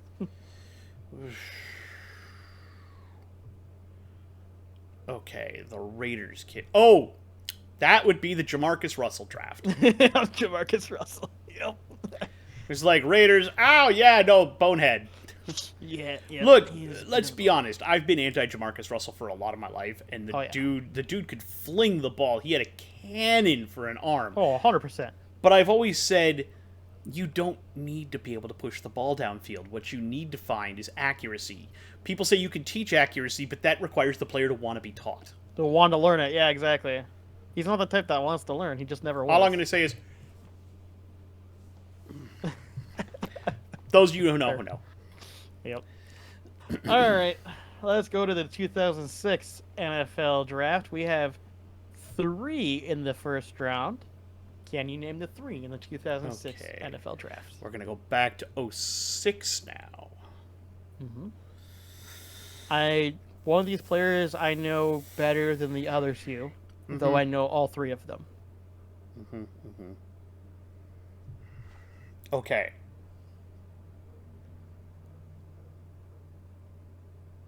Was that one? Go ahead. Was that the Matt Leinart draft? That was the Matt Leinart draft. Yep. So Matt Leinart from USC went. So now you got 2 more.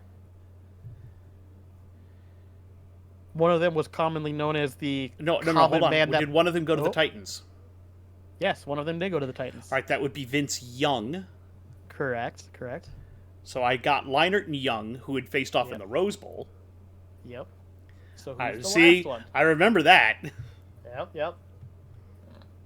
And oh god, who drafted the last one? The Broncos. Boy, are we going to far afield here.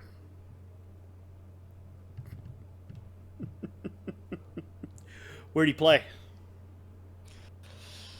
Well, let's look it up.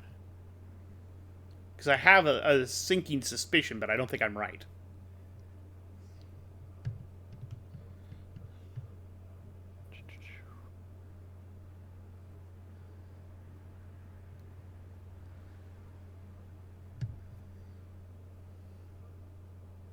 He played college football at Vanderbilt.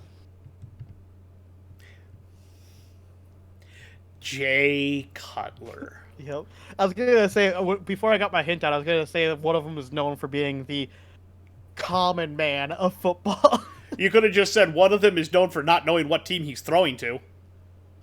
Well, yeah, true. But I mean, Jay Cutler was always known as like just the normal everyday man who somehow had a strong enough arm to play football. Jay Cutler is known for people like going, Jay, your team is wearing blue. Yeah, he just never gave a fuck, though. He just kind of showed up and played. He just never gave a fuck. Like, I mean, this was a guy who never is. Yeah, he never even spent a lot of his money either. He just He never, like I said, he was just kind of common man who was just like, yeah, I have like a general middle class house, life standard. Really hot wife though. So funny.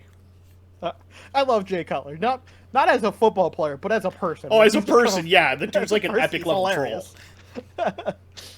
All right, going back to the 2005 NFL Draft, we have 3 quarterbacks selected in the first round. Can you name the 3? All right.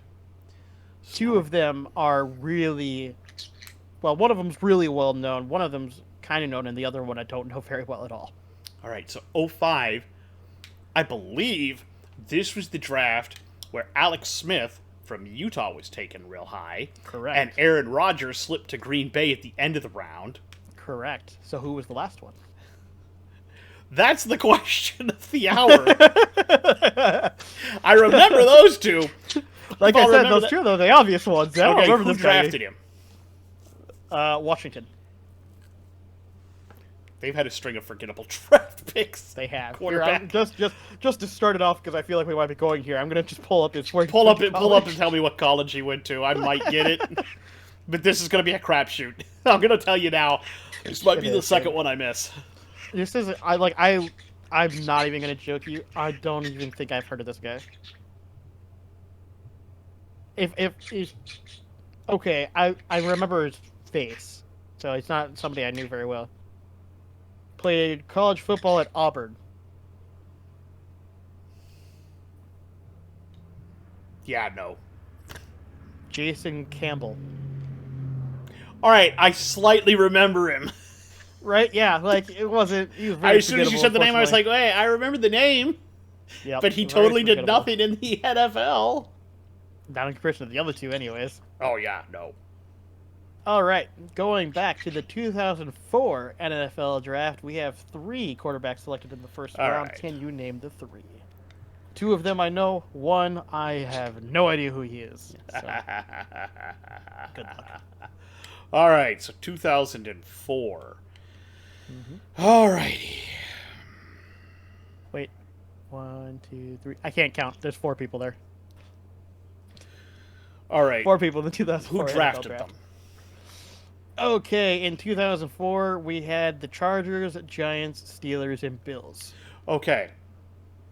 The Chargers and Giants flipped those picks because the Giants originally selected Phillip Rivers. Had to select Phillip Rivers because the Chargers took Chargers Eli Manning selected Eli first, Manning. and then those two flip-flopped teams Correct. because of that. Yep. And you So also who are said the other 2? the Steelers and the who? The Bills. Okay.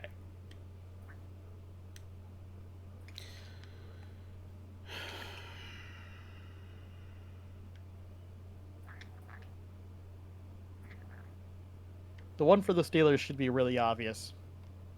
Don't overthink that one. Do you know how long? Oh, that's Ben. Yes, That's Ben. Big Ben. Yep. 100% remember that now. That's Big Ben. like I said, don't overthink that one. No, and the only the reason it came to me because he there's a video of him going to draft night and being at the draft, and he's looking. He goes by Eli's table, and they have the little bag of like whatever is on there, like the little candies or whatever. And they're like, I don't even know why they put that on Eli's table. He's not going to be here long enough to enjoy it. God dang it, Ben Savage. Dude, I love him. The dude was just like, I don't give a fuck. Fair enough. All right, so who's the last one that went to the Bills then? Okay. Who'd he play for in college? Okay, good question. If I even tried to guess, I don't think I could give you a guess. That's how much I don't know this guy. I have a feeling I know who it is. I just can't remember his name. Did he play for Played Tulane? Played college football at UCLA and Tulane. Tulane. I was like, yeah, I know. I think I know who this is, but I can't remember his damn name. They used to say he had a lot of moxie when he threw the ball. Oh, give me a first name. I might be able to give you a last name. Well, it's 2 initials. It's JP. J.P. Lossman. Yeah. JP Lawson. Like I said, not a guy I knew at all. I so. I remember when he was drafted, people were like, "Oh, he's a gutsy kind of a thrower. He's got a lot of moxie. He's a good yeah." Didn't work out too well, did it? No, it did not. All right, 2003. We have 4 in 2003 that was selected in the first round. Can you name them? All right, like I said, you're really going back on me here. All right, give me the teams who drafted them. So we have the Bengals, the Jaguars, the Ravens, and the Bears. Surprisingly, I think there's only one name on this list that I don't know. We're talking 03? 03. Carson Palmer. Correct. He went to the Bengals. Yep. Jaguars, Ravens, and Bears then.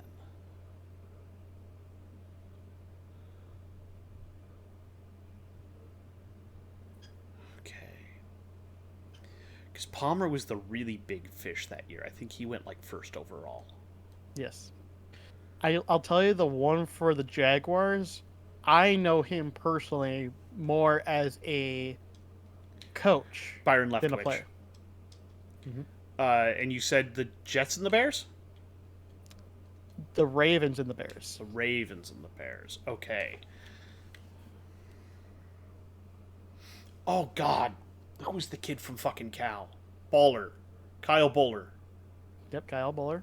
And... That was the one I didn't know, so this other one I did know for the Bears. All right. What college did he play for? Because I remember thinking Baller was going to be a big, big fish, and he wound up not being one. So I was a little mad about that. Played college football at Florida.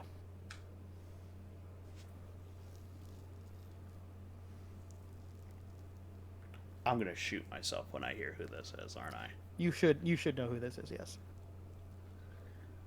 It's definitely a name you'll know. Yeah. I'm sure it's a name I'm going to know.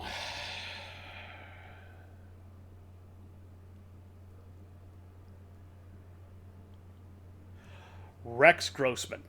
There you go. You finally got there. Yep, Rex Grossman. Because he took the Bears to a Super Bowl, and he was either really good or really crap. Really shit. Yeah, Yeah, there wasn't much in between with Rex. All right, now we're starting to go back into out of my territory knowledge at this point. So we're starting to get more into your territory and possibly into history. So we'll see how this goes. I think there's still going to be a couple of years here that might stump us both. So we'll see. All right, so we got 3 in the 2002 NFL draft that went first. Okay. That went in the first. Can you name the 3 in 2002? Before Rex Grossman, so give me some teams. All right, we have the Texans, the Lions, and Washington. All right. The Texans was David Carr. Correct. That's the one I figured you'd get. These other 2 I don't. And then the Lions in Washington, huh? Correct. Okay, this would have been a year. So what year was this now that we're in? 2002? 2002. Okay, see, I was in Germany during this time, so trying to pay attention to the NFL was way more difficult, especially trying to pay attention to college. I was trying to play the NCAA football games as commonly as I could, but at the time, you didn't have the ability to download the internet and name all the college rosters properly. That didn't come until later. So actually knowing who the players were was way more difficult. Give me the colleges they played for. I might be able to still pull it off. Okay. Wait. Yeah, if you want to guess while I'm still looking, go ahead. You said the Lions, right? Correct. Is that Charlie Batch? It is not. Damn it.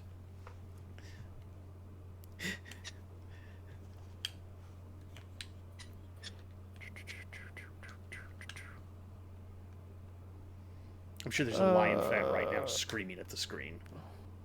Probably. The kid that went to the Lions played college football at Oregon. Okay.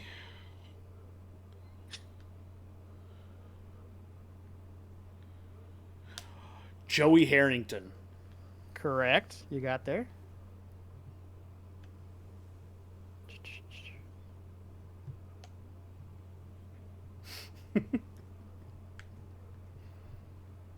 We're getting there, boys. We're getting there. We're getting there. I promise.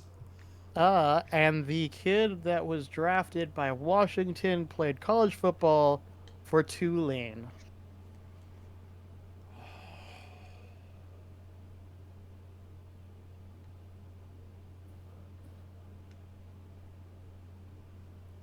That's not coming to me. Patrick Ramsey? No, I don't even remember him. No. Exactly. That's what I figured. I was just like, yeah, it's not a name I know. Nope, that's not one. That's nope. All right, I'm gonna straight tap that one.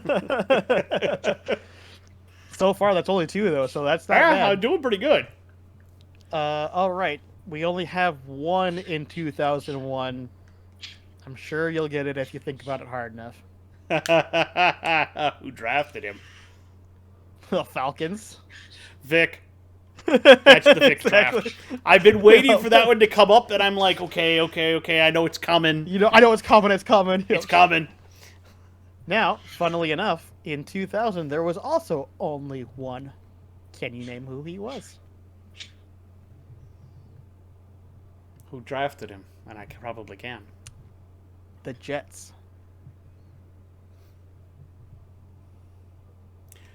Was that Chad Pennington? That was Chad Pennington. Yep. That was Chad Pennington. 1, 2, 3. He actually didn't have a 4, horrible 5. career. He actually had a lot better career than I thought he would. Yes, that is true. All right, we have 5 in the 99 draft that went in the first round. Wow. Yeah, 5. 5. Let's see if you can name the 5. In 99? In 99. All right. You for sure know. I can tell you for sure there's 2 of them you should know. I'm 100% positive I know at least 2 of them. Yeah. From the 99 draft. Yeah. We're not to where I want... Wait a minute. No, we're not to where I want to be yet. I'm going to say, though, that was the draft where Minnesota grabbed Dante Culpepper. That is correct. Round. Yep. So I remember that. That dude was a beast of a fucking quarterback at UCF. I was very disappointed to not see him. He did good. He did good. He could have done a lot better, though. He had a cannon of an arm, but he just didn't quite have as much accuracy as you'd hope for. And he always had, like, he'd have a Pro Bowl season and then just completely fall off, and then have a middling season and then have a Pro Bowl season. It was so weird with him. And then if you notice when he left Minnesota, then he just his season he just he just completely collapsed. He played in Miami, I think, for a little bit and just fell apart. Yeah. All right, give me the other teams who drafted quarterbacks that year. All right, so we have the Browns drafted to QB. Of course, they fucking Eagles. did. The Eagles drafted to QB. Of course, they fucking did. The Bengals drafted to QB. Of course, they fucking did. The Bears drafted to QB. Of course, they fucking did. It's all the usual suspects. Okay. 99? Yep. Oh.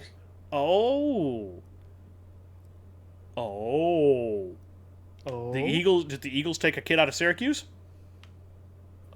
Was his name Donovan? Yes, his name was Donovan. Donovan McNabb. Yep. That's the McNabb. Yep. That's the McNabb draft. Yep. Okay, the Browns. So now you're still looking for the Browns, the Bengals, and the Bears. Okay. All the bees. Yeah, the bees, baby. I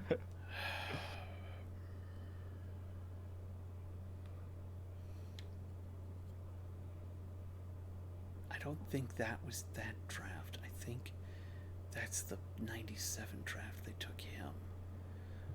So who did the Bears select in 99?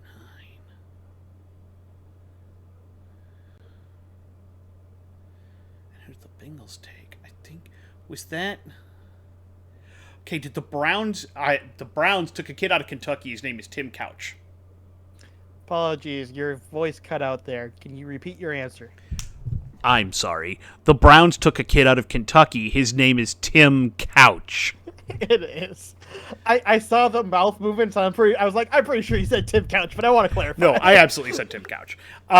So is that also the draft where the Bengals grabbed Akili Smith? Correct. So who did the Bears take then? Was that Cade McNown? Correct. There you go, man. I thought he was a couple of drafts earlier, but no. I knew the Bears had grabbed McNown out of UCLA in there somewhere. And I was fairly certain that he was in there somewhere because I'd wanted the Vikings to take them because they grabbed Moss the previous draft or a couple of drafts back, and I was like, we need a quarterback. Yep. And I thought McNown would be really good for us because I was like, oh, he's a pro style quarterback, blah blah blah. He wound up being garbage. So thankfully we ended up going with Culpepper instead. Yeah. All right. So we're going back to the 98 draft, and there were 2 players drafted in the first round in the 98 draft. Can you name them? I might. God, I would hope so. I might be early, but I do believe this was the Manning Leaf draft. This was the Manning Leaf. Peyton Manning and Ryan Leaf, and there was a big contention over who should be the first overall pick. There was. Unfortunately, Peyton Manning blew that out of the water. Yeah. In reality, unfortunately, Ryan Leaf. Now, granted, I don't know if I necessarily blame all that on Ryan Leaf. I think the No. Chargers organization at that time was kind of Well, dog not shit. just that, Leaf had a lot of mental issues and stuff too, Yeah, which and he the mentioned. Chargers Yeah. were not in a position to help him with that. No, no, they really weren't. All right, let's go back to the '97 NFL draft. There was one player selected in the You're first going to start overall. getting out of my depth now because I really didn't start paying attention until the Vikings got good in '98. Yep. So, So you're going to start getting out of my depth now. This is going to be where I start tapping. The funny thing is, some of these you might be able to guess just based off of like some of the guesses that I give you. So Yeah, so tell me who he played for. So in '97, this guy I don't know very well, so we'll see. '97, we had the 49ers drafted this guy in '97.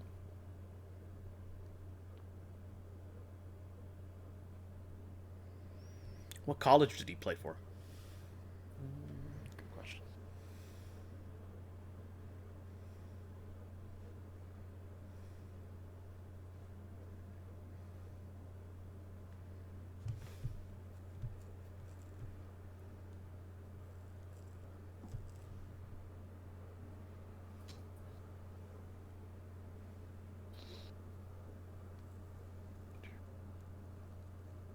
Virginia Tech.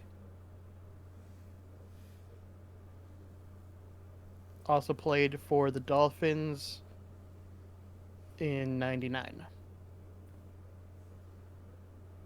Yeah, Don't know if that helps. No, it was before. It was the guy before Vic. In fact, Vic was redshirted, and then this guy got hurt, and they brought in Vic.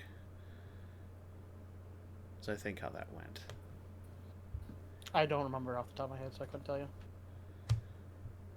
Nah, I'm not gonna get it right now. Not off the top of my brain. Jim Drunkenmiller. Druckenmiller. Drunkenmiller. Sorry, it's hard to say Something like his name. that. Drunkenmiller, Druckenmiller. Yeah, no, I remember him about that much. Fair enough. All right. So now, interestingly enough, there was no QB in the first round of the '96 draft, so we skipped the '96 draft. Now we're going to the '95 draft. We have two in the '95 draft. Can you name them? Just because I know that we're kind of going back far enough here, I'll just give you the names of the teams. Give me the names of the teams, yeah. The first one was the Houston Oilers, and the second one was the Carolina Panthers. I know the Oilers one. That's Stephen Air McNair There, from correct. Akron, Ohio. Well, from Akron. In fact, he played at Akron. Akron, yep. Yep. So I remember that one fairly well. I figured that one would be the team. Now, who was drafted that same year?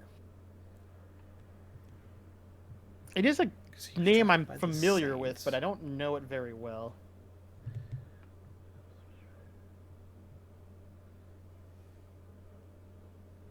Oh God, was that Did he end up playing for the Giants later in his career? Let me look it up. He did end up playing for the Giants later in his career. Brunel. No, God, I can't remember his name. I know who I'm talking about though. He purposely asked to stop being started. He played at Penn State, if that helps. Yeah, no, I know exactly who it is. Okay. I just can't remember his name.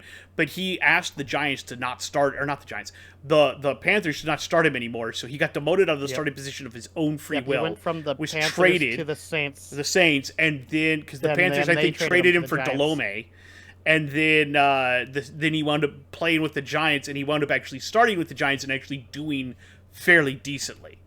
Yep. I can't remember his name though, but I know exactly who it is. It's just the name's not coming to me. Kerry Collins. Kerry Collins, yes. Yep. Yes. Yeah, That's why I said, did he start for the Giants? Because I remember him as a really good starter for the Giants. Yep. He actually started for several other teams, too. He was Yeah. But he asked to not be started for the Panthers anymore. He lost his confidence. They traded him out for Delhomme, I think. And then they made a Super Bowl run off of Delhomme. Yep. All right. Now going back another year in the '94 NFL draft, we have two QBs taken in the first round. One was taken by the Redskins. The other was taken by the Buccaneers.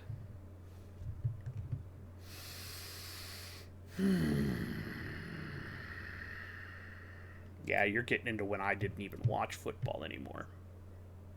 So I'm Well, going one to. of these guys I do. One of these guys I do know his name, if that helps any. So it's Yeah, one. let So me it's a look guy at. you probably know. Can you tell me what colleges they played for? Yeah. Because that probably will help me somewhat. I'll start with the Bucks one because I think that's the one that you have the best chance of getting. Because I want to say that I know who that is. Because did he play for Boston College? Um.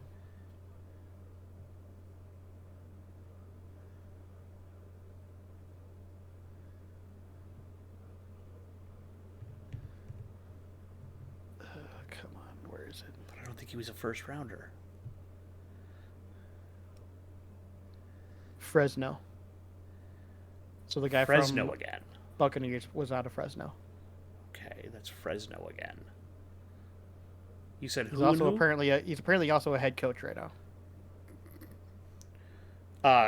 The Bucks and who? The Redskins, Washington. Okay, doesn't help at all. Yeah, the guy from the Bucks. He's a head coach of UAB right now. No. I'm sure I'm going to know I the name when I hear it, but He achieved his greatest success as the starting quarterback of the Ravens during their Super Bowl winning season in 2000. oh god, that would be oh mother, fuck. He also played for the Seahawks, I think. I believe so. Oh god, he won the Super Bowl with them. Like, oh my god, everybody thought he was going to be really good, and then he was kind of meh. Yeah, I know he was pretty exactly. average. Yeah, he was average. Oh, and I even said his name a few episodes ago. You have, yes, you have. That's why I'm saying I know you Mother know who he is. Flocker. I can't, and now I can't think of the name, but I know who it is. It's like TH, right? Trent. Dilfer. There you Dilfer. go. Trent Dilfer. Ah. Yep. Yep. Ah. Trent Dilfer. Okay. Yes, I remember Trent Dilfer was supposed to be good. You said the other one got drafted by Washington. Washington, and apparently a former U.S. representative as well. Didn't know that. Oh God, I think I know who this is, but I can't remember his damn name. Let's see where you went to college. I believe after he stopped playing football, he became a U.S. representative. Yeah, and he didn't do very much, and he kind of burned out fairly quickly at Washington. I absolutely remember this. He was like from like Oklahoma or Nebraska or some middle America school type thing. Tennessee. He went to Tennessee. Yeah. I remember this being a big thing, and he was supposed to be a big time player, and then he just wound up not working out. I've seen a documentary on him, but I cannot remember his name. But yeah, he became a politician. Yeah. Yep. He did pretty good overall. He didn't have he didn't play terribly. No, he came in with big expectations. They had big expectations. He didn't do well Yeah. at first, and then he figured it out. Like it took him some time, but he got it right. Thing is, a lot of people consider him a flop because it took him so long to get any type of Was success. it? Was it? It wasn't. No, it wasn't him. I can't remember his name though, but I know exactly who. I know that the person. Like I know he became a representative, and I know he actually wound up being okay. Yeah, it was Heath Schuler. Yes, Heath Schuler. Heath Schuler. Yep. I like I All said, right. I remember seeing a documentary on him. Yeah, yeah. All right, let's go back another year. Let's continue this sadistic game of what the fuck are we doing? Now we're going back to the '93 NFL Draft, where we have two quarterbacks selected in the first round. Can you name the two? Now, I only know one of them, but for not the reason, not for the good reasons. He ended up getting injured and giving way to the most famous quarterback in the NFL. He's a Patriot. Oh no! So out of Washington, then you would have. Oh my God! I know his name. You should. It's right there because he actually led the Patriots to their first Super Bowl. Um, and they got stomped by Brett Favre. Yeah, And but in all odds, everyone expected him to be the future of the Patriots going forward. yes, yes, Bledsoe. Yeah. Yep. Bledsoe. Drew Bledsoe. Um, Yeah. He got done dirty, unfortunately, based on that injury that he got. Poor was guy. the other one from the University of Florida? Let me look.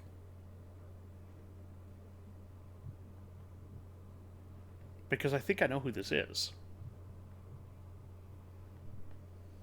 Played college football at Notre Dame. Notre Dame.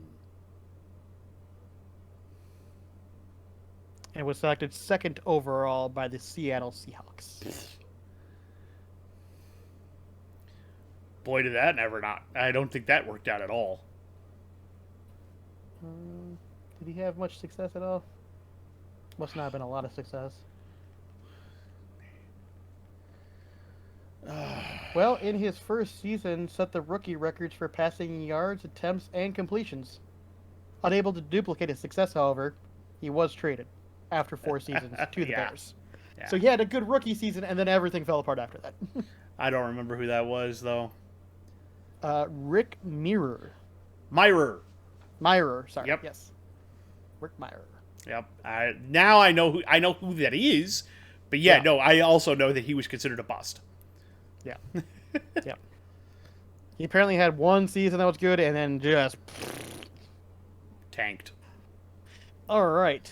Moving on to the 92 NFL draft, we have 2 players selected in the first round. Neither one of them do I recognize, so good luck. One was drafted by the Bengals, and the other was drafted by the Broncos. That's not helpful at all. Okay, well, let's see. Because now you're getting into definitely I didn't watch football at all at this point. Yeah, and then the downside is we're not also far enough back for it to be like, oh, that's just history that everyone knows. Yeah, no, exactly. We're getting into that time frame. Like, when you get back into the mid-'80s, I'm going to know a lot because, history. And as a kid, I grew up with a lot of those guys. Exactly. Okay.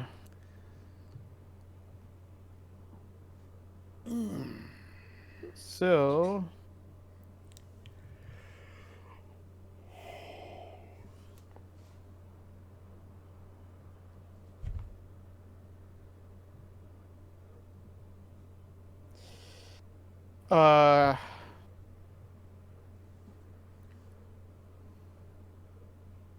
Interesting. Okay. So, the guy that was drafted by the Bengals apparently played for the Houston Cougars. Oh, God. Where? What do you mean, where? No. I know who this is. He set all kinds of NCAA records. Yes, and he set a bunch of records. And then just fucking fell off the face of the planet. Like, he was great in college and then apparently just could not match that success in the NFL. Was it his name like Andre or DeAndre or something? David. I know exactly who this is, and I cannot remember for the David Klingler. David Klingler, there you go. Yep. Didn't match that success in the NFL, unfortunately. No, at all. All right. Now for the one that was drafted by the Broncos.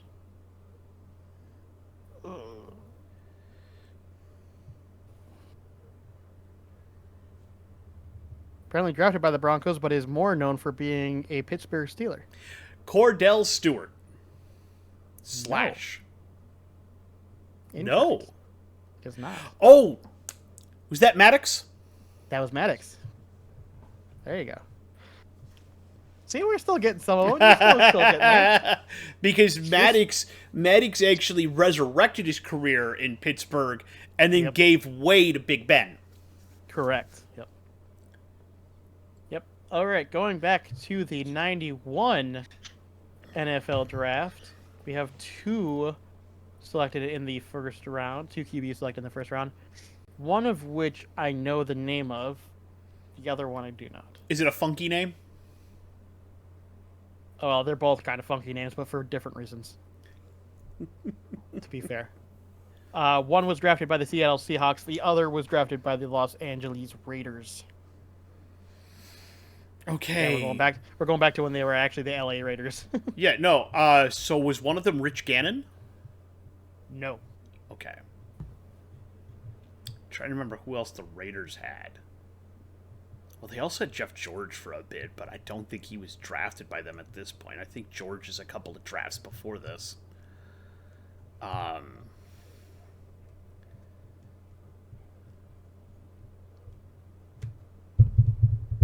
One of which is very famous, actually. That's why I knew his name. I just had to look him up. He was known as the Robo QB. Okay, that doesn't help me any because I Really? I'm surprised you never saw that documentary. Okay. No, I wasn't paying any attention to the NFL at that point, at all. Fair enough. I had zero. It's still a name you'll recognize. I promise you'll recognize. Oh, I know. The guy that was drafted by the Raiders was USC. He was a USC quarterback. Mm-mm. Really? I thought the Robo QB would have gotten you for sure. No. I'm a little surprised by that. Todd Marinovich. Nope. Really? Nope. Wow, I'm surprised I know that one. You don't. I saw a documentary on it though. So I did. The only other name that comes to my head that I want to say was a first round guy that didn't do very well, and I've been waiting to say his name, and I don't know if he's ever going to pop up anywhere. It's Danny Werfel. Danny Werfel. Let me check the list here. If he's even on here. I don't think so. He played at Florida. No, he's not. He's not on the He list. was a run and gun guy. Fun and gun. Played for Steve Superior. The guy that got drafted by the Seattle Seahawks that year played college football for the San Diego State Aztecs. Oh yeah, that's totally not helpful. Did you want me to tell you his name? Yeah, just go ahead. 91 Okay. is not 91 is a year I'm gonna tap on. Fairly. Dan McGuire. Who? Yeah, there you go. All right, now we're going back to the 1990 NFL draft. There were two quarterbacks drafted in the 1990 NFL first-round draft. One was drafted by the Indianapolis Colts. The other was drafted by the Detroit Lions. I am fairly positive both these QBs you have mentioned earlier. All right. In 90, I want to say that was Jeff George was Correct. drafted by the Colts because that would have been the Falcons' pick, and that was part of an actual dissection I did. Yep, you are correct though. Yep. That was Jeff George. Now, who was the other one that was drafted by the Lions? That wasn't Charlie Batch. No. No. Oh. That was the Houston kid, wasn't it? Let me double check. I was actually just looking him up. Like Ware or something, right? Correct. Andre Ware. Andre Ware. Yep. He came from Houston. Yep. Yep. Yep. He was like third overall or something. Yeah, and then it ended up not being. No, what and they were hoping he for. had great, again, put up huge numbers in college and just... Yeah, just didn't quite succeed in the NFL. All right, now we're going back to the 1989 NFL draft, and there was only one QB selected in the first round of the 1989 NFL draft. He was selected by the Cowboys. Who was it? That would be Aikman. Yep, that was Troy Aikman. There was no QB selected in the 1988 first round, so we're going to the 1987 first round. And we have 4 QBs drafted in the 1987 first round draft. Can you name the 1987 first round draftees? I was trying to remember because there were a couple of QB classes in there that were fucking amazing. Two of these players I know pretty Okay. well. One I know okay, and the other one a little less so. Who drafted him? All right, so the first one was drafted by the Bucks. The second was drafted by the St. Louis Cardinals. The third was drafted by Atlanta Falcons, and the fourth was drafted by the Chicago Bears. Okay.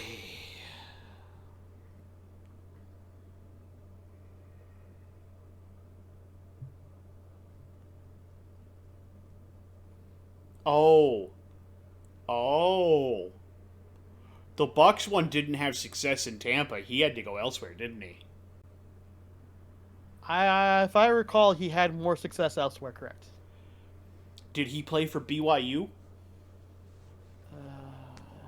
Off the top of my head, I don't know.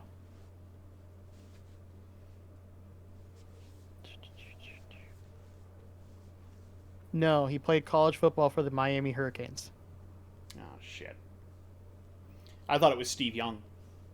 Oh, no, unfortunately not, no. Because I know Steve Young started with the Bucks. Yes. No, I believe he had more success with other teams. He played with the Bucks for a while, but then he went to the Browns, the Ravens, the Jets for a while. Then he was a Cowboy. Wait a minute. Does he have a very Italian-sounding name? He does. Vinny Testaverde! Yep. Vinny Testaverde. Yep. Correct. As soon as you said the Jets, I was like, wait a minute. Like I said, he had more success Late in his career, elsewhere. he actually had a great playoff run with the Jets. He was in like his 40s at that point or something. Yeah. All right, so we got 1 of 4. I got 1 of 4. Testaverde. Testaverde. There's one other big name here. He was the one that was drafted by the Bears. Okay. He's very big now because of coaching. Because of coaching? I thought you said cocaine for a minute, and I was like, that would fit the 80s. That would fit the 80s Bears perfectly. Coaching. He is currently a coach. Oh, was that one of the brothers? Harbaugh. Yeah, this one was Jim Harbaugh. Jim? Yeah, that one was Jim. And he played backup in Indianapolis for a while too. I think he did. Yeah. All right, so those are the 2 big ones. Now we have the 2 other ones that are a little less known. Okay, though so I do know both names. 91. 87. 87. So you're talking. 87 now. You said who drafted them? One was drafted by the St. Louis Cardinals, and the other was drafted by the Atlanta Falcons. Okay.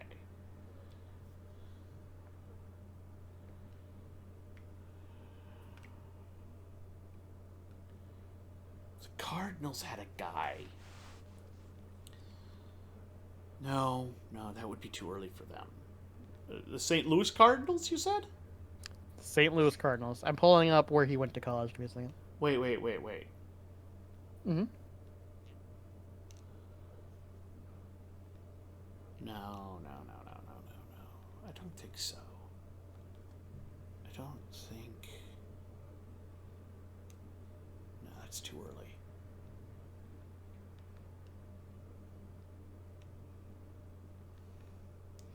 I can give you the college if you want.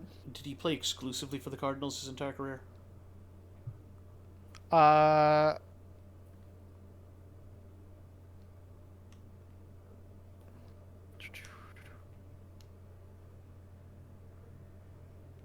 on. Because I have a suspicion, but I need you to confirm it. Because I think it's too early for him. I think 87 he would have been drafted after that.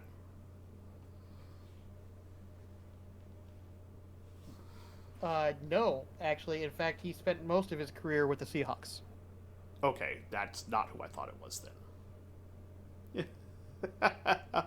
Because I don't know. In fact, according to what I'm reading, he didn't even play it down for the Cardinals. Okay, they traded him right away to the Seahawks. Well, yeah, he sat out. So the 1987 draft, he sat out what would have been his rookie year due to an inability to agree on a contract. Then the following April, the Cardinals traded him to the Seattle Seahawks. Yeah. I don't remember who that was, but I do remember hearing about that.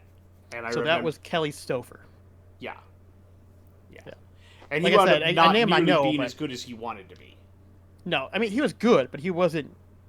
You know, he Wasn't wasn't worth all what that they were headache. expecting. Yeah. Not worth the pain. No. Now for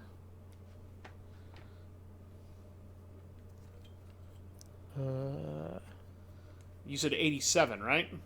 87 Atlanta Falcons. Oh my God, was this that draft? Did he come out Uh, of Southern Missouri? no, he came out of University of Oregon. Okay. Apparently, he was selected the first round, 13th overall, the first round. Played a lot at the Falcons. Played a little bit with the Rams. Played literally 1 year with the Rams and then 1 year with the Broncos and was done. Then he became a coach. It's not coming to me. Oh, wait a minute. That's fair enough. It might, but it's not a well-known player.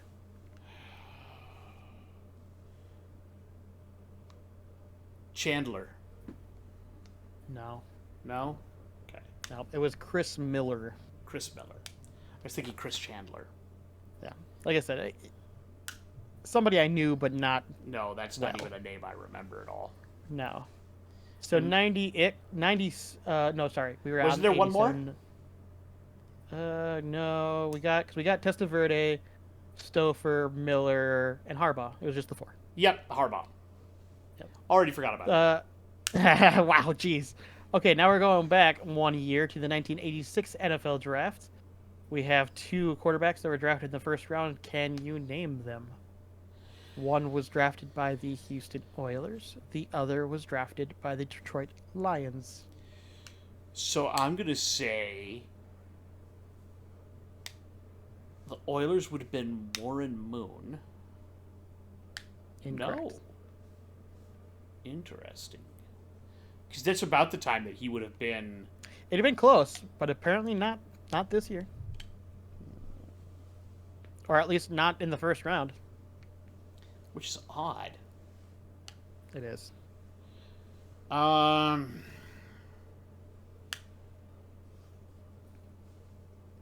actually curious when and he did both of those teams had a string of bad draft picks in the first round. I half want to say. I half want to say the Lions pick is like Scott Mitchell or something. It is not. Okay. Because I know Scott the Statue Mitchell was a quarterback for them for quite some period of time. Right.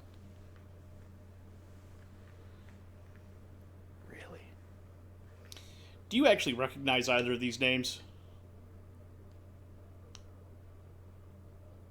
So interestingly enough, Moon never was drafted. Oh, he was a UDFA.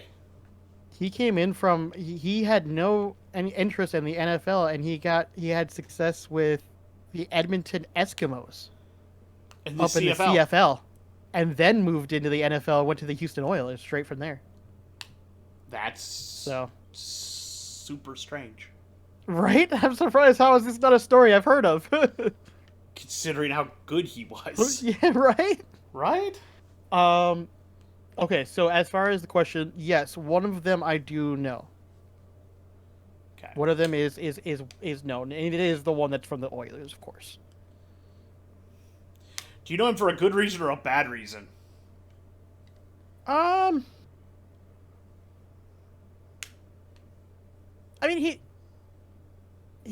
I don't think he was bad. I just think he was an okay QB that had some successes here and there. Nah. Let me see here. Who was he who did he play college for?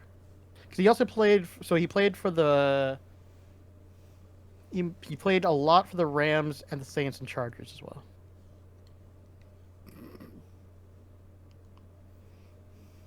Played college football at Purdue. Nothing. Not in that year. Jim Everett. Yeah. Kind of know the name. Okay. And the other one I don't know at all is Chuck Long. Nope. Yeah. I didn't know him at all, and I figured I wasn't even going to attempt on that one because it wasn't even a name I knew. All right. Funnily enough, we didn't have a QB draft in the first round for 3 years. So now we're Because going then back you to had the class of '83. Now we had the class of '83. We got 1, 2, 3, 4, 5, 6 Yeah, QBs drafted in the first round. this was the Can draft. you name? Well, the because first 6? overall was Elway. First overall was Elway. Yeah, you had Elway. I believe this was the draft with Elway and Marino, correct? Bastard ass. Is this also the Montana draft? No, well, if he was, it wasn't first round. Yeah, no, I think he went later. Yeah, I think he went towards. Actually, wasn't he a late round pick? Like I a lot believe of people, so, but like a really that's late. that's the funny part, and he wound up being so good.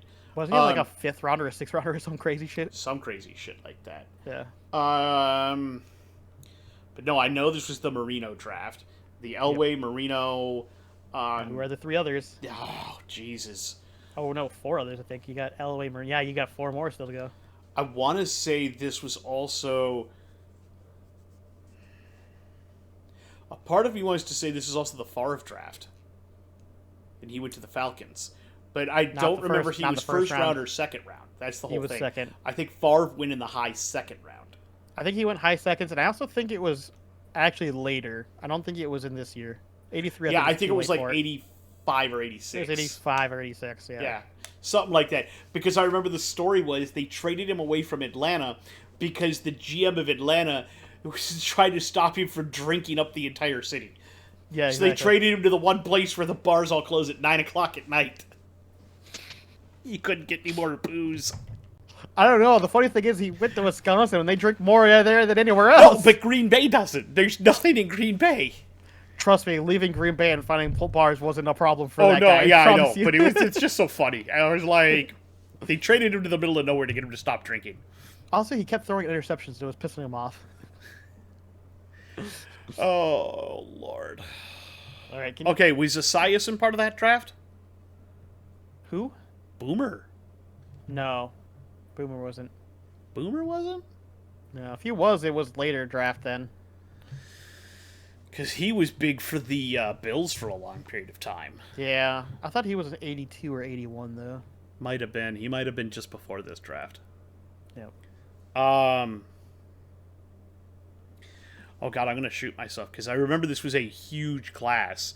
But I remember the biggest names of obviously were Elway and Marino. Those were the 2 that everybody knows. There's one other name here that I'm surprised you're not getting because he was pretty big for the time, and the other ones are ones that I'm not ones I know. Give me the teams. The team of the other one that was big for the time. Buffalo Bills. Well, that's why I said Boomer. No, Boomer played for Cincinnati. So who's the other one? Exactly. You're getting on the right track. You know who this is. Oh my God, I know exactly who this is. Mm-hmm. Holy crap, he actually is, I believe he's in the Hall of Fame. He had cancer recently. They had a big deal about that. Oh my God, why can't I remember his name? It's a super standard name, too. No, I know it is. That's why I can't remember it. It's a super white person name. I can't remember it because You could just start naming white people names and probably get it on accident. I'd probably get there eventually. Give me his first name. Jim. Yeah. Jim. I know who it is, too. I told you it's a super white person. Oh, name. God, I cannot remember his full name, though. I'm going to fucking shoot myself later. It's Jim Kelly. Yes. God damn it. As soon as you said it, I was like, I know who that is. He had cancer. There was a big deal about it. Everything else. Yeah. I hate All right, now for now. the other 3. The other 3, I don't know as well. I don't know if you will or not either. Go ahead, just name them. All right. So the first one was drafted by the Chiefs was Todd Blackledge. Nope.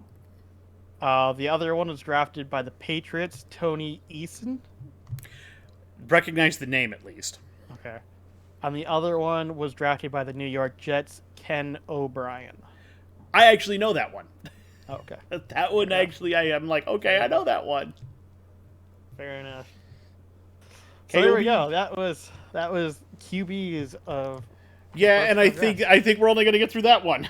Yep. I figured that one would be the longest one, but I also figured it'd be the most entertaining. So Oh, it absolutely was. yeah. The other two quizzes that I had pulled up, if we had gotten to them, they would have been much harder, which is why I didn't do them. Or one of them would have been much harder. This one was NFL draft picks from 1980 to 2009, and it's the top 5 NFL draft picks. So it would have been every single position. No, So I figured God, that would have no. been way too hard. I'd have never gotten that. I figured that would have been way too hard. The other one would have been just funny, which would have been the one that I would have done if we had time, which is just, it's literally 18 questions of NFL draft busts. Just naming NFL draft busts. I could name a lot of those. So that would have been the other one. If you want to, we could do it or go through it real quick. If you don't, that's fine. No, I don't think we have a lot of time.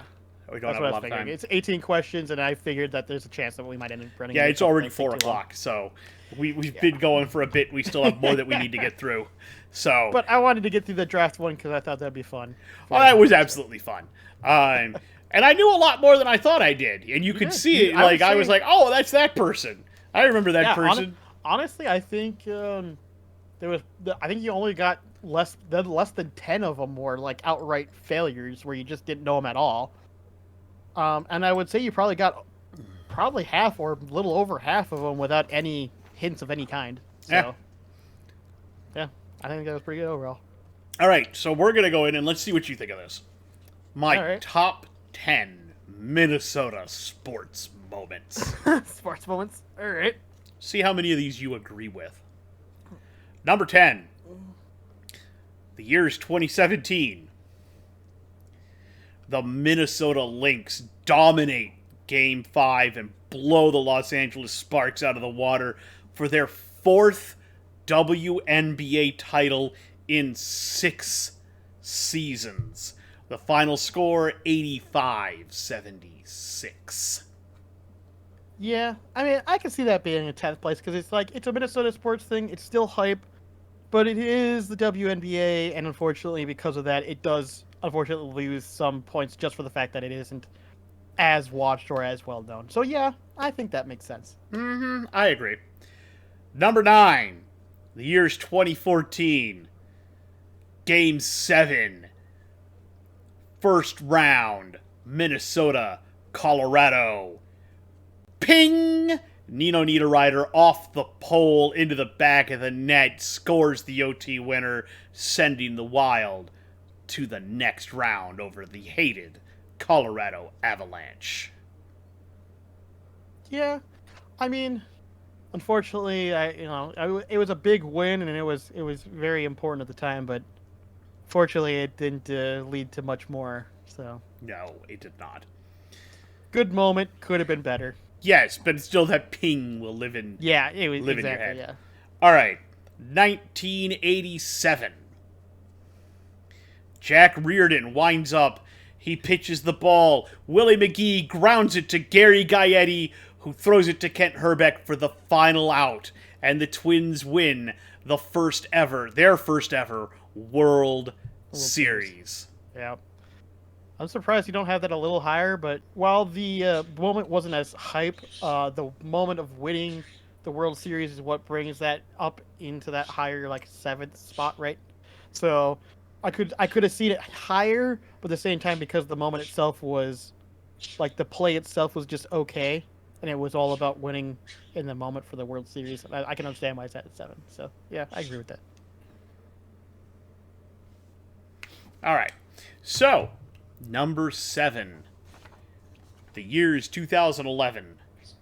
The Minnesota Lynx bring home their first ever WNBA title, starting off a string where they would win 4 titles in 6 seasons.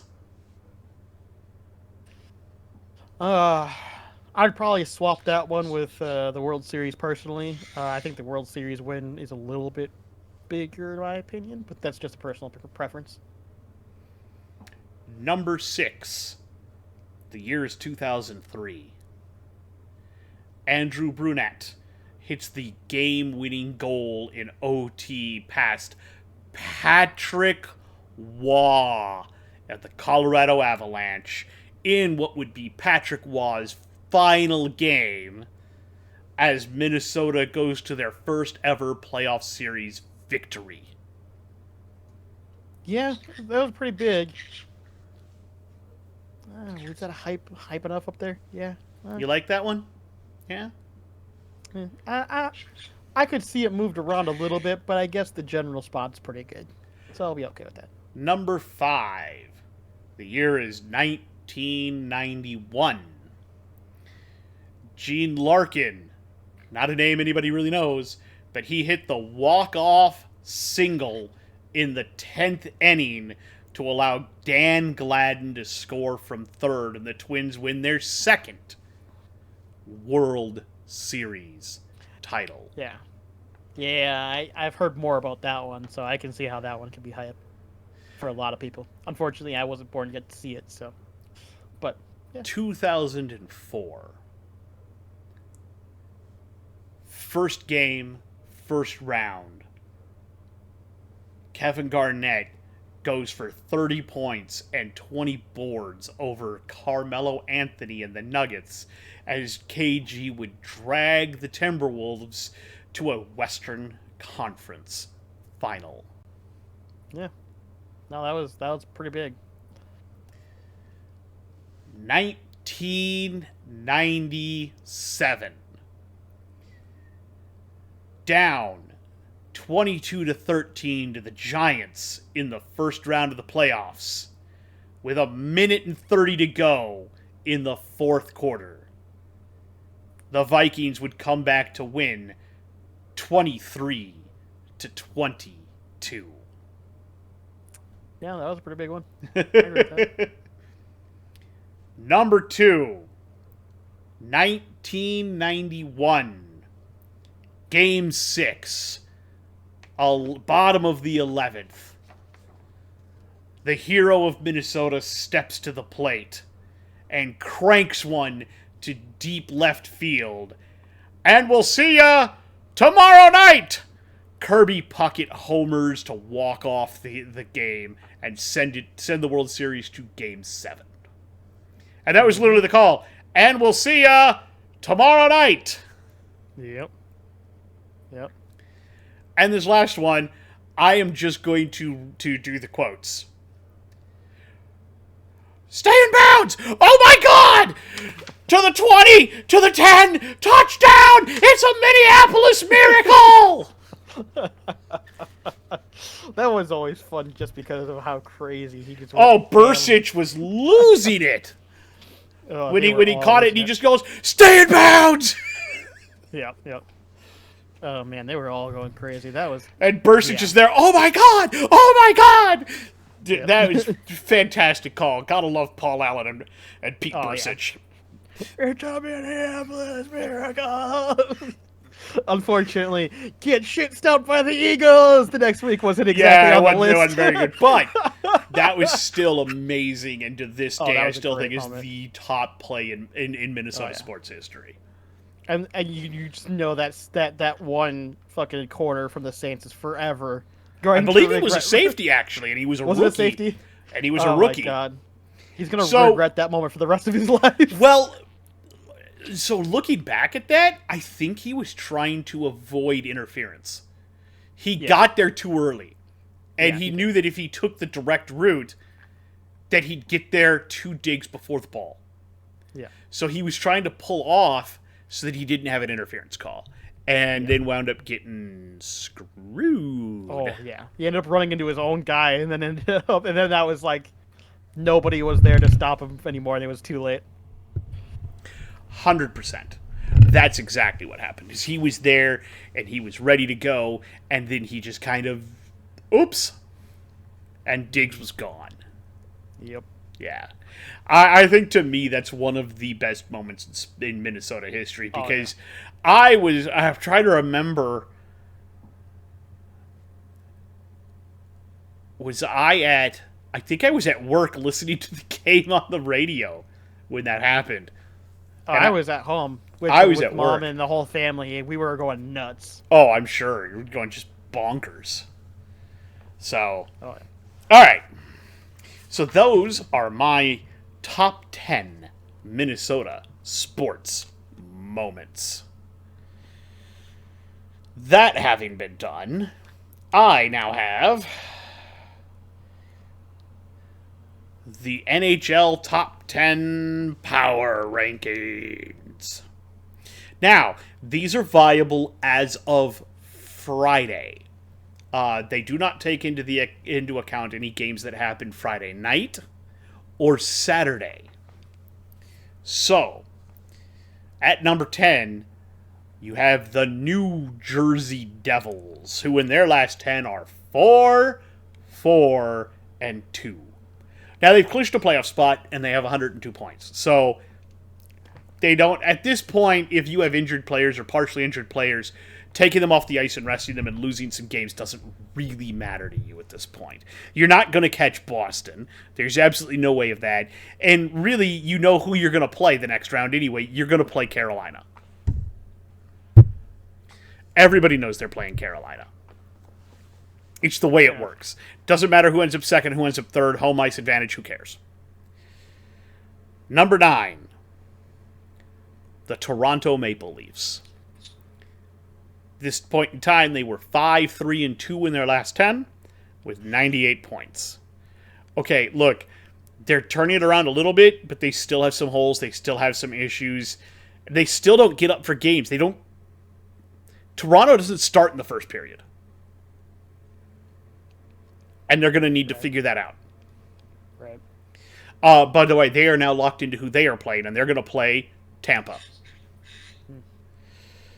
Number 8, having a precipitous drop from the previous week because they kind of didn't do as well. The LA Kings, who in their last 10 are now 6, 2, and 2. They have a total of 96 points. They're still kind of coasting along. They're going to make the playoffs. That part is pretty much a given at this point. I don't know what else to say about them right now. They're going to go to the playoffs. They're gonna be a member of the team. So it's just a matter of how well they do in the end. You know what I mean? Right. Yeah. All right. At number 7, the Dallas Stars, who in their last 10 are 6, 3, and 1 and have 94 points. So there's a couple of points still behind Minnesota for that top spot in the division. It's gonna be a wild finish in the Central Division right now. Okay, but this is gonna come down to the final week. Minnesota had a shot to at least clinch the playoffs last night, and then got blown out 4-1 by Vegas. So, at number 6, I have the New York Rangers. Their last 10 is 7, 2, and 1. They have 98 points. Look, the Rangers are just plugging along, doing what they're going to do. They're going to make the playoffs. They've clinched a spot. Fantastic for them. I'm sure they're happy. And they're a fantastically put together team this year. They've kind of got everything figured out after the additions of Patrick Kane and, Tarasenko. So everything's looking good for them. They're on fire. At number 5, I have Vegas, the Vegas Golden Knights. In their last 10 at this point, they were 7, 2, and 1. They had 99 total points. They've clinched a playoff spot. They're over 100 points now with their win last night, which isn't factored into these power rankings. They'd be higher. They'd have probably moved up. They've clinched a playoff spot. They're gonna be really hard to beat in their division. But there's a team further up that's going to probably catch them because they are just absolutely blistering. At number 4, the Colorado Avalanche, who in their last 10 are 8, 2, and 0 with 94 points. I believe this does include, because I think it was Thursday they played, the Avalanche and the Wild played, and the Wild actually beat them. So I am including that in this. Look, Colorado is finally rounding into form. You still don't have Landeskog. I don't know if he'll be back for the playoffs or not. And he is the captain of your team, obviously. But, Mikko Rantanen is playing out of his mind this year. You still have McKinnon. You have, Mac.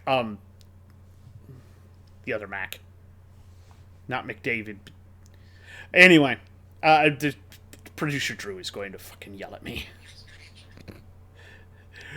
But anyway, no, you've got everything that you need is there. They're in that particular team. It's fucking awesome.